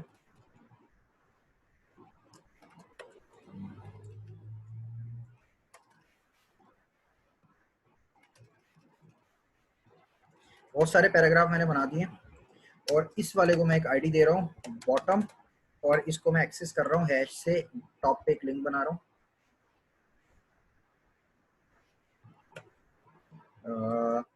हैश। ठीक है, सॉरी गलत। ठीक है, इस पे जब मैं क्लिक करूंगा तो ये बॉटम पे ले जाएगा और मेरे पास एक हैश पे आ जाएगा, तो उसको भी मैं कंसोल करा लेता हूँ।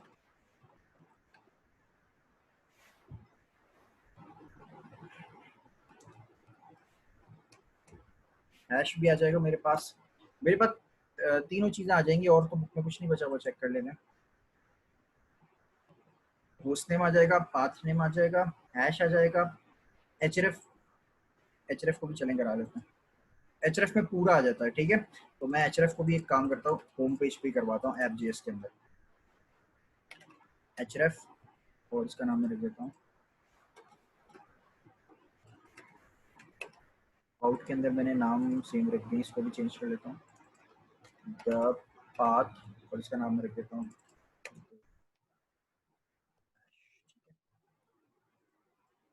क्या सवाल आया है आप में से किसी का? एंकर बच गया, एंकर ये एचरेफ लगाया ना मैंने। अच्छा, देख लेते हैं एंकर का, और तो अलग से कुछ नहीं होता है, हैश ही होता है एंकर। ठीक है, अच्छा, और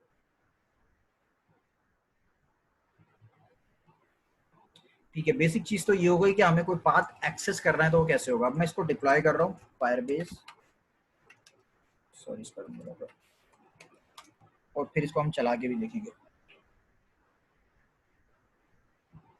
अगर कोई प्रॉब्लम नहीं आए तो इसको सही चलना चाहिए।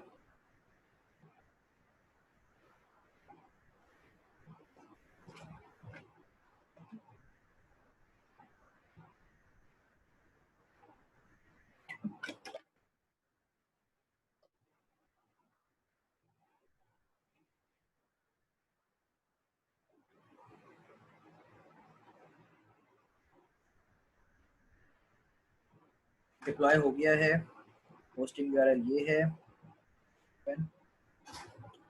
इसको इंस्पेक्ट एलिमेंट करते हैं, चेक करते हैं कंसोल में क्या चीज़ आ रही है। कंसोल में तो कुछ भी नहीं लाया भाई, ले आया है। ये आया सबसे पहले ऐप जेएस की लाइन नंबर 2। क्या लिखा हुआ है इसमें लाइन नंबर 2 में? लाइन नंबर 2 में हमने होस्ट नेम मंगवाया था। होस्ट नेम क्या बताया था मैंने? होस्ट नेम आपको ये मिल जाएगा, तो ये आपको मिल रहा है यहाँ पर, ठीक है, टेस्टिंग के साथ मिल रहा है। यहाँ पर डब्ल्यू हो गई नहीं ना, इसलिए नहीं मिल रहा है, तो इसमें कंफ्यूज नहीं हो जाएगा, इसमें डब्ल्यू है ही नहीं, ठीक है। उसके बाद हमें सेकंड चीज़ क्या मिली है लाइन नंबर 6 में एफ के अंदर? एच रेफ के अंदर मैंने आपको बताया था कि जो कुछ यूआरएल में है वो सब आ जाएगा, जो जिस तरह हम एच रेफ पास करते हैं तो वो हमारे पास आ गया है प्रोटोकॉल के साथ पूरा पेज आ गया, ठीक है। अब मैं इस पेज को चेंज कर रहा हूँ, अबाउट में जा रहा हूँ।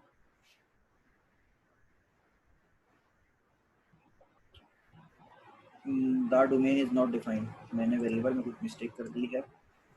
ओके, इसका नाम मैंने चेंज नहीं किया इसलिए गड़बड़ हुई है। दोबारा इसको डिप्लॉय करते हैं, फायरबेस डिप्लॉय।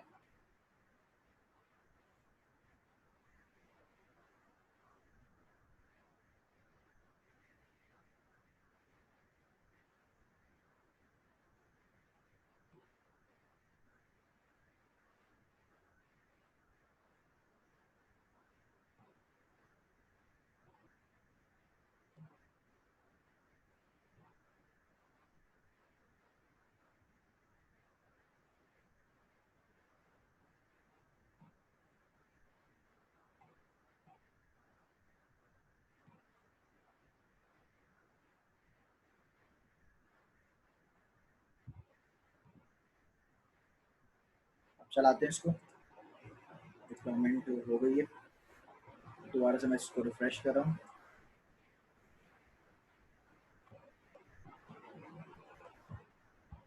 ये क्यों नहीं हुआ?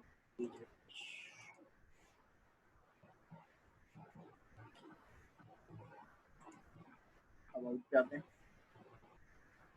आई थिंक ये लोड नहीं हुआ अभी, इसको हार्ड रिलोड करके चेक करें। अब चल गया, ठीक है। हमारे पास पाथ आ गया है, लोडिंग हो रही होगी डिफरोस्टिंग के बाद, लेकिन वो अब आ गया है, ठीक है।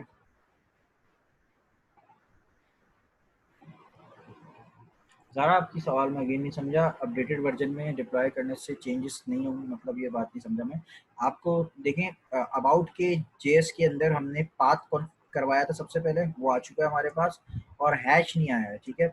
अच्छा, मैं जब इस पर क्लिक करूँगा तो दोबारा तो ये फंक्शन चलेगा नहीं हमारे पास, लेकिन फिर भी हम चेक करते हैं। अच्छा, अब इसका हैश आ चुका है बॉटम यहाँ, क्योंकि फंक्शन पहले ही कॉल हो चुका है, दोबारा कॉल नहीं किया मैंने, इसलिए ये बॉटम जो है हमें नज़र नहीं आ रहा, वरना यहाँ पे बॉटम आना चाहिए, ठीक है।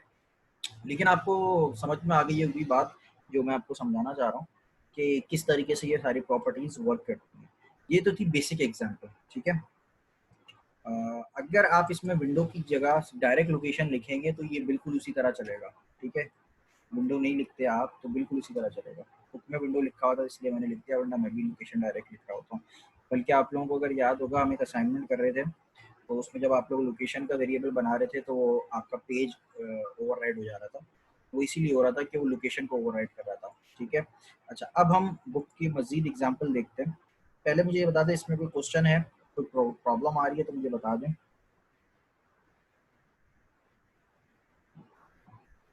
नहीं, ज़्यादा चेंजेस तो होती हैं, मैंने अभी अभी आपके सामने चलाया है। एक्चुअली इसको रिफ्रेश होने में ना 1-2 मिनट लग जाते हैं तकरीबन, ठीक है। और अक्सर ऐसा होता है कि आपके कैश में से इंफॉर्मेशन आ रही होती है, तो आप एक काम क्या करें, इस पर राइट क्लिक करा करें और हार्ड रीलोड कर दिया करें।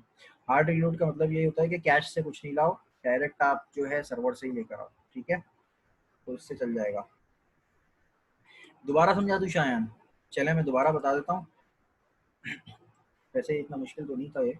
एक यूआरएल है आपके पास, ठीक है, उसके कुछ हिस्से हैं, होस्ट नेम, एंकर या एचरेफ कह लें आप, ठीक है, पाथ और उसका हैश, ठीक है। अच्छा, ये एंकर में या एचरेफ में नहीं, पूरा आ जाता है, पूरा ही एच कहलाएगा, जितना भी है यूआरएल में वो सब मिल जाएगा आपको। आपको उस यूआरएल की जो भी चीज़ पिक करनी है वो आप उसके अकॉर्डिंग मेथड लगाएंगे, यानी window dot location dot host, window dot location dot href, window dot location dot path या window dot location dot hash. तो आपको उसकी इन्फॉर्मेशन मिल जाएगी जैसे अभी हमने पिक करी है। ठीक है, हमें अबाउट डॉट एच मिल गया क्योंकि ये इसका पाथ है। ठीक है, इसी तरह अगर मैं बैक आ जाऊँ और इसको अगर मैं चलाऊँ, सॉरी ये मेरे बैक नहीं आया भाई, ये आ गया। तो मेरे पास इसका होस्ट नेम और इसका जो यूआरएल है वो पूरा मिल गया। ठीक है, अच्छा अब चूंकि हमारे पास एक मेथड अवेलेबल है जो कि हम वेरिएबल में असाइन कर रहे हैं, यानी इसके अंदर कुछ वैल्यू रखी हुई है, तो हम इसका मतलब ये कि इसको ओवरराइड भी कर सकते हैं। ठीक है, मिसाल के तौर पे मुझे ओवरराइड ये करना है, सेट टाइम आउट में चलाता हूँ, सेट टाइम आउट 5 सेकंड के बाद ये वेबसाइट रीड डायरेक्ट कर जाए, 5 सेकंड के बाद रीडायरेक्ट कर जाए फॉर एग्जांपल google.com पे। ठीक है, तो मैं यहाँ लिख रहा हूँ window dot location dot href equal to, मैं यहाँ पे पाथ दे देता हूँ https://www.google.com। ठीक है, ये मुझे गूगल सर्चिंग पे ले जाएगा 5 सेकंड के बाद।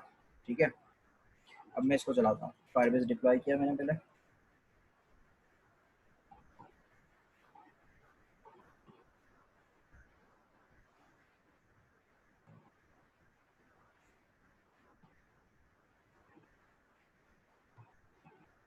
डिप्लॉयमेंट हो जाए। अच्छा बुक में क्या एग्जांपल दिया, बुक के एग्जांपल भी देख लेते हैं।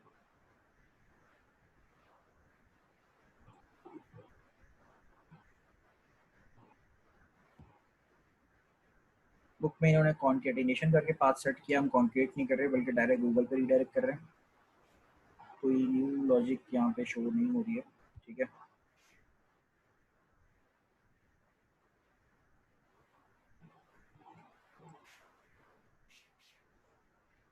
अच्छा डिप्लॉयमेंट हो गई है, अब इसको मैं रिफ्रेश कर रहा हूँ। इनका यूआरएल,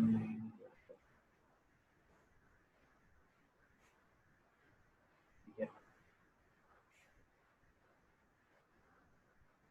5 सेकंड बाद ये गूगल पे नहीं आना था इसको,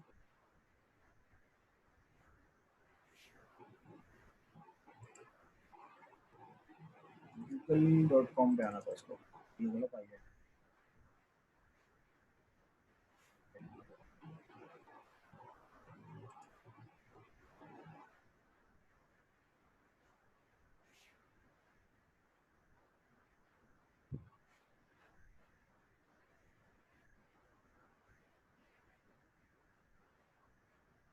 गूगल पे आ गया भाई। ठीक है जी, तो अगर आपको जावास्क्रिप्ट से किसी पेज पे रीडायरेक्ट करवाना है या उसकी लोकेशन चेंज करनी है तो वो आप इन मेथड्स की मदद से करेंगे, जैसे मैंने अभी यहाँ पे गूगल पे लिखी। ठीक है, फॉर एग्जांपल मिसाल के तौर पे आपको गूगल पे नहीं जाना बल्कि आपको जस्ट इसका पाथ चेंज करना है।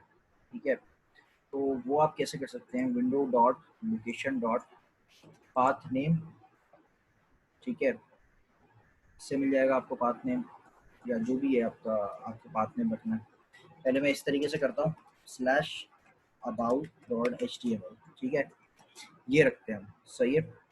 चलिए, तो जस्ट एक वैल्यू मैं यहाँ पे रीअसाइन कर रहा हूँ, अगर इससे काम नहीं बनेगा तो हम कॉन्केट करवा सकते हैं जैसे बुक में, बुक की एग्जाम्पल थी। ठीक है, कॉन्केटिनेशन के जरिए यही काम हम करवा लेते हैं। ठीक है, जस्ट मैं भी इसको पाथ नेम दे के चेक कर रहा हूँ कि क्या होगा, बल्कि एक काम करते हैं, चलें पहले पाथ नेम करते हैं फिर आगे काम करेंगे, फायरबेस डिप्लॉय करते हैं।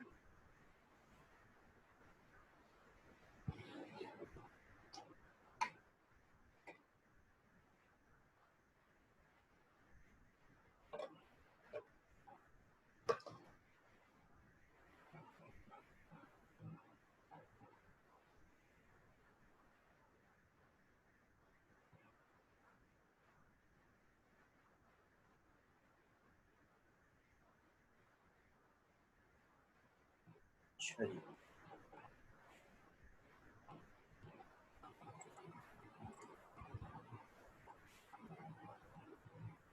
ये गूगल पे ही है, इसको हार्ट रिमूव करते हैं।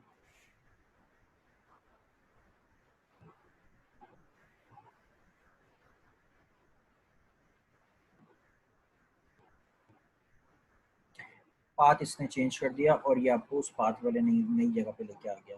ठीक है, मिसाल के तौर पे आपको हैश भी ऐड करना है, तो आई थिंक आप इसमें भी ऐड करेंगे तो वो चलेगा, लेकिन हम जो इसका मेथड है उसी को रीराइट करते हैं, यानी कि window dot location dot hash, और उस हैश को वैल्यू हम दे देते हैं जो भी हमने नाम रखा था। हमने क्या नाम रखा था, हैश बॉटम नाम रखा था ना, ये नाम हम याद देते हैं। मैं इसको दोबारा कर रहा हूँ। अब इस बार ये क्या करेगा, जब रीडायरेक्ट करेगा तो ये मुझे बॉटम पे लेके आना चाहिए, सबसे लास्ट में। ठीक है, क्लोज कर देता हूँ मैं इन सारे यूआरएल्स को, इसको भी बंद कर देता हूँ, जरूरत नहीं है।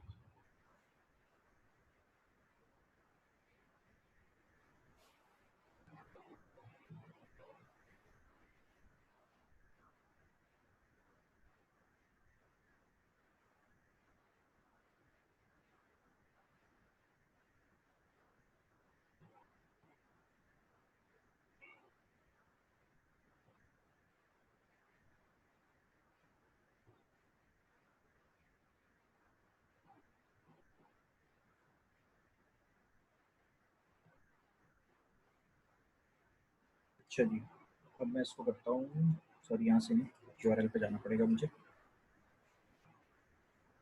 और इसको मैं कर लेता हूँ हार्ड रिलोड। ठीक है जी, ये इस पेज पे क्यों आया है, इस पे जाके आप करो हार्ड रिलोड।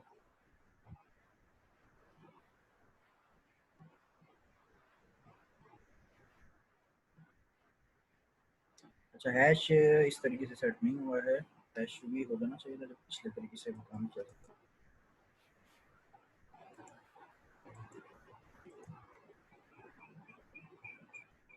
काम करते हैं, हम इस पूरे को यहाँ पे ऐड कर देते हैं और इस लाइन को कमेंट कर देते हैं।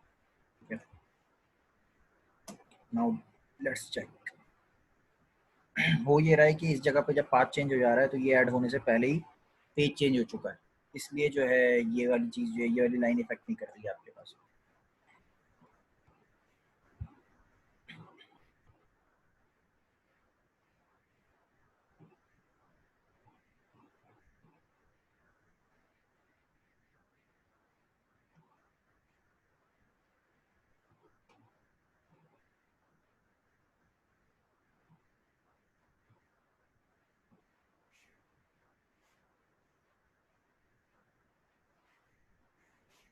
अच्छा, हार्ड रिलोड का ऑप्शन तब आएगा जब आपने डिबगर ऑन किया हुआ होगा, यानी कि आप इंस्पेक्ट एलिमेंट में होगे ऑलरेडी, तभी आएगा, वरना नहीं आएगा। ठीक है, जाके सॉरी बैक अगेन नहीं हो सका।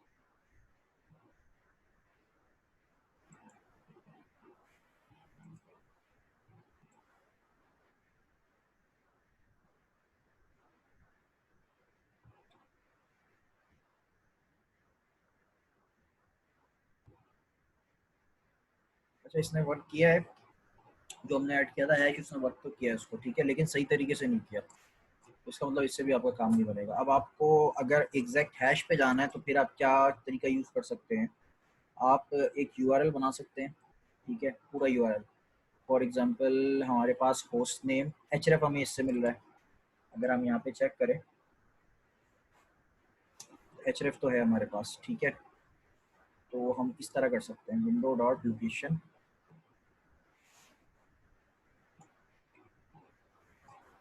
जो भी है हमारे पास करंट लोकेशन। ठीक है, प्लस उसमें हम कॉन्केट करवा दें, विच शुड बी वर्किंग। इसको भी चला के देख लेते हैं हम। अच्छा, एक काम करता हूँ कि ये चेक करने के लिए हमारे पास लेटेस्ट कोड है या नहीं है, कंसोल भी करा रहा हूँ मैं, कंसोल। ठीक है, जितनी दफ़ा ही कंसोल आएगा हम समझ जाएंगे उतने सेकंड हो गए, कोई चीज़ मैंने मिस तो नहीं करी है। सही है, चला के देखते हैं।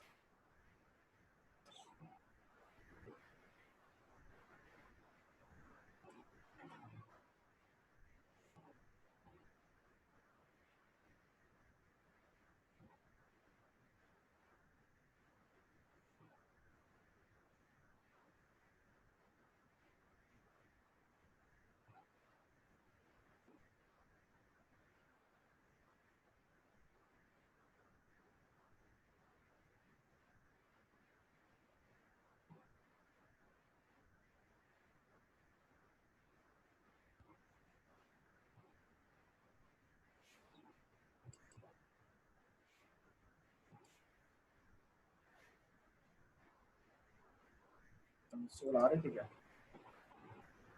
कंसोल नहीं आ रहे, इसमें पुराना कोड है।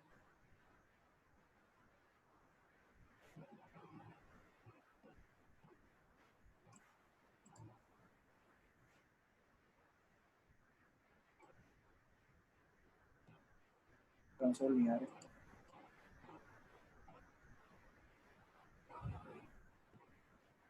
चला तो गया ये, इसका मतलब ये लेटेस्ट पेज ही शो हुआ है, फिर कंसोल क्यों नहीं आया हमारे पास, या आए हैं हमने देखे नहीं, कहाँ शो हो रहा है।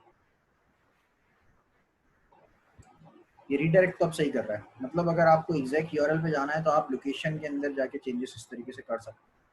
ठीक है, हमें ये बॉटम पे लेके आया है, अबाउट एचटीएमएल के पेज पे लेके आया है। ठीक है, इसमें कोई क्वेश्चन है आप लोगों को तो आप लोग पूछ लीजिए, ये जो हमने 3-4 मेथड्स पढ़े, किसी का कोई क्वेश्चन है तो पूछ लीजिए।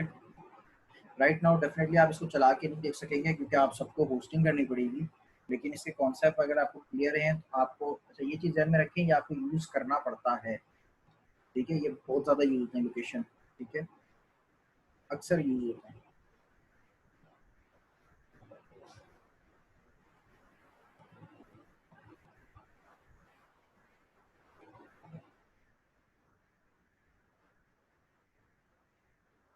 कोई क्वेश्चन नहीं है किसी का, आगे बढ़ जाए।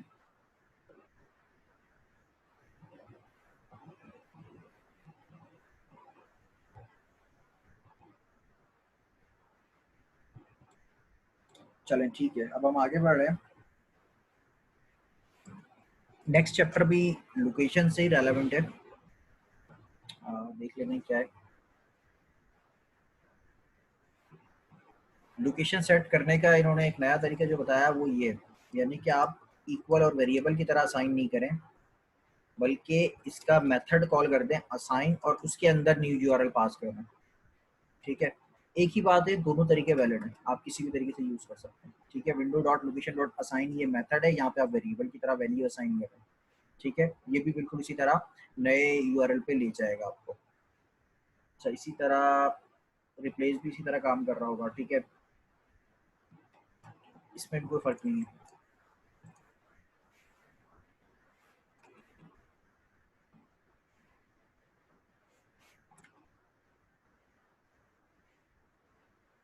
ये सारे जो है एक ही काम करते हैं। अच्छा, रिप्लेस वाला थोड़ा सा डिफरेंट है, वो बुक में लिखा हुआ है, पढ़ लेते हैं एक दफा। You interface with the browser history when you use assign the history is intact। अच्छा जी,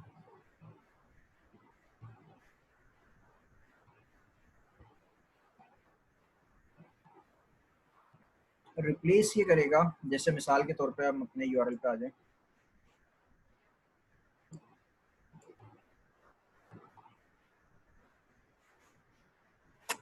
इस पे आ जाते हैं।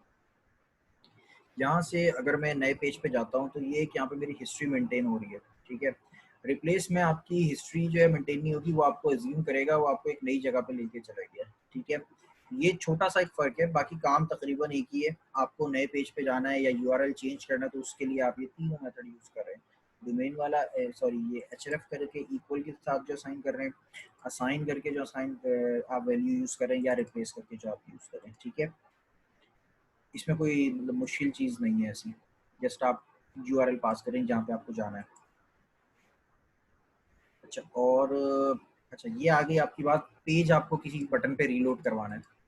मैं यहाँ पे आ गया, आपको जिस जिस तरह ये रीलोड का बटन है, यही काम आपको अपनी जावास्क्रिप्ट में करवाना है। मिसाल के तौर पे एक बटन दिया हुआ है, आपने कहा है कि रीलोड या रिफ्रेश का, रिफ्रेश आपने बहुत सारी वेबसाइट्स पे देखा होगा, एक बटन होता है, रिफ्रेश पे क्लिक करते हैं वो दोबारा से लोड होता है और नया डेटा फैच करके लाता है। ठीक है, तो या फिर आप इस पे क्लिक कर देंगे तब भी सेम काम होगा। तो इसको करने का जो मेथड है वो है window dot location dot reload, लेकिन इसमें 3 मेथड है, सॉरी, इसमें पैरामीटर 2 पास हो सकते हैं, ट्रू, फॉल्स या एम्प्टी भी पास कर सकते हैं आप। ठीक है, ट्रू का मतलब ये होगा कि आपका जो पेज है वो हार्ड रीलोड हो रहा है, सर्वर से आ रहा है। ट्रू का ये मतलब है। ठीक है, फॉल्स का मतलब ये है कि अगर कोई कैश में पड़ा हुआ है, नॉर्मल रीलोड है वो सही है, कुछ कैश में पड़ा हुआ है तो वो ले आओ, अगर कैश में कुछ नहीं पड़ा हुआ तो फिर सर्वर से लेके आओ, और इसी तरह ब्लैंक में भी जो है वो नॉर्मल रीलोड है। ठीक है, तो अगर आप फॉल्स लिखें या कुछ भी नहीं लिखें तो इसका मतलब है कि कैश चेक करेगा, अगर कैश नहीं है तो फिर सर्वर से लाएगा, ठीक है। और अगर ट्रू लिखेंगे तो भले कैश में हो या नहीं हो, ये सर्वर से ही डेटा लेके आएगा। इसमें कोई कंफ्यूजन है आपको?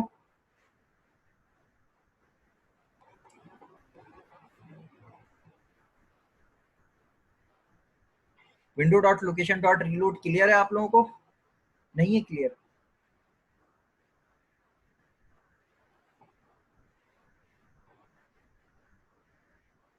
क्लियर है, ठीक है। और किसी को कोई क्वेश्चन है तो पूछ ले। ये कोई इतना मुश्किल नहीं था रीलोड, जस्ट आपको कहीं पे रिफ्रेश करवाना है तो आप ये मेथड कॉल करेंगे। अब आपके ऊपर डिपेंड करता है कि आपको अगर सर्वर से ही डेटा चाहिए तो आप ट्रू लिखेंगे, अदरवाइज आप कुछ नहीं लिखेंगे या फॉल्स लिखेंगे। आगे बढ़ते हैं।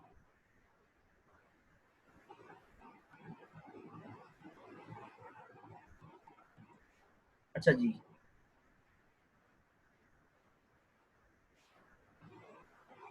जिस तरह ये चैप्टर भी आसान है, इसी तरह ही है जिस तरह भी हमने पढ़ा है। जिस तरह हम नेक्स्ट करते जाते हैं फिर बैक कर सकते हैं। यहाँ पे अगर हम आ जाएं तो भी बैक का ऑप्शन आ रहा है, फिर नेक्स्ट कर सकते हैं। इसी तरह अगर मैं यहाँ पे आ जाऊँ, ये मुझे बता रहा है कि इतने सारे पेजेस मेरे हिस्ट्री में अवेलेबल हैं, ठीक है, किसी भी पेज पे जा सकता हूँ मैं। तो ये सारी चीज़ें मैनेज हो सकती हैं आपके पास जो मेथड है। हिस्ट्री का एक क्लास है या ऑब्जेक्ट है आपके पास, उसको यूज़ करते हुए हिस्ट्री डॉट बैक क्या करेगा, आपको बैक लेके जाएगा। अगर मैं यहाँ पे बात करूँ इसकी, ई बैक लेके जाएगा।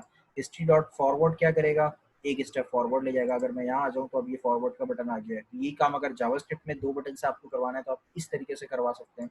इसी तरह अगर आपको 3 पेज आगे या पीछे जाना है तो आप इससे काम करवा सकते हैं। हिस्ट्री डॉट गो -3 या हिस्ट्री डॉट गो टू। -3 क्या करेगा, 3 पेज बैकवर्ड लेके जाएगा। और 2 क्या करेगा, 2 पेजेस फॉरवर्ड लेके जाएगा, आगे लेके जाएगा, ठीक है।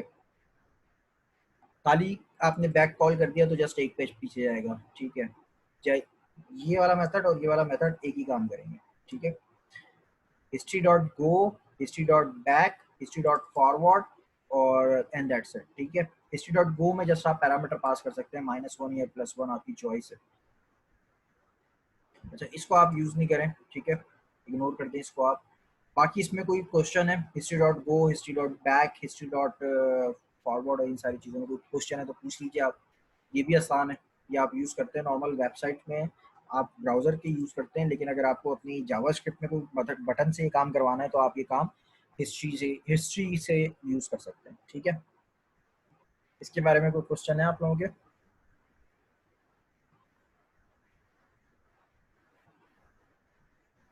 अच्छा जी, अनीस का बड़ा इंटरेस्टिंग क्वेश्चन आया है। अनीस कह रहे हैं कि जब मैं फेसबुक पे लॉगिन करता हूँ तो लॉगिन करने के बाद जब मैं बैक पे जाता हूँ तब भी वो लॉगिन ही कर देता है, बैक पे नहीं आता। देखिए होता क्या है, मैं आपको यह मिसाल देता हूँ।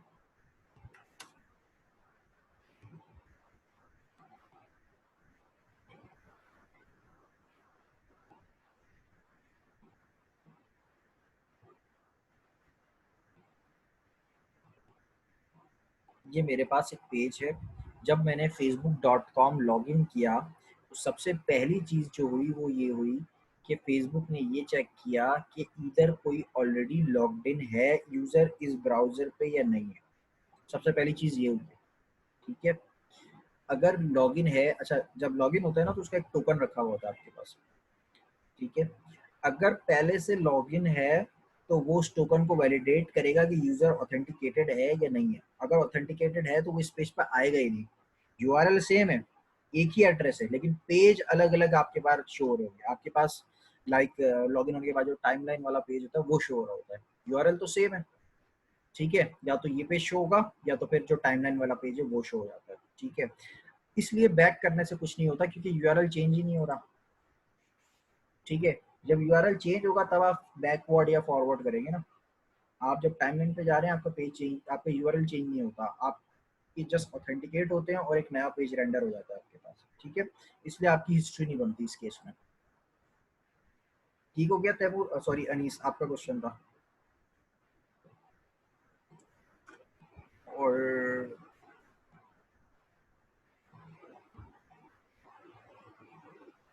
ठीक हो गया।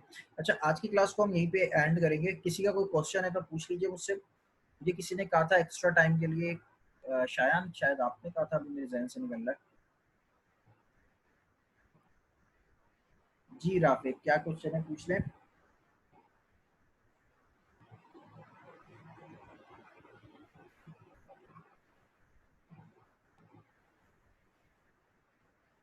क्या रिकमेंडेशन चाहिए?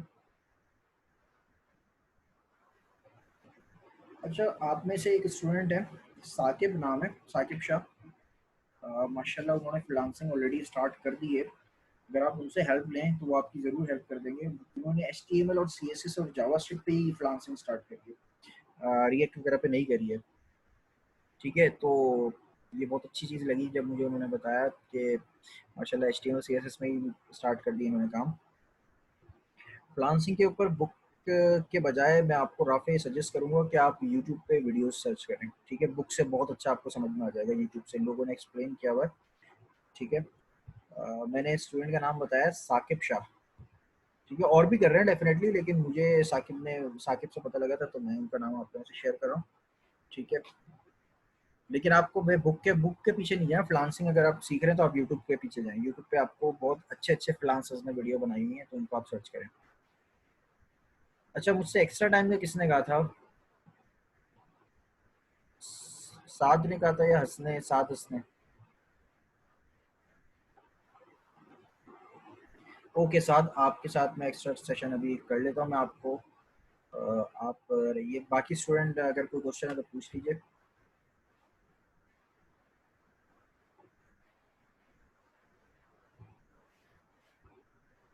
ठीक है, मैं क्लास एंड करते हैं। थैंक यू, अल्लाह हाफ़िज़।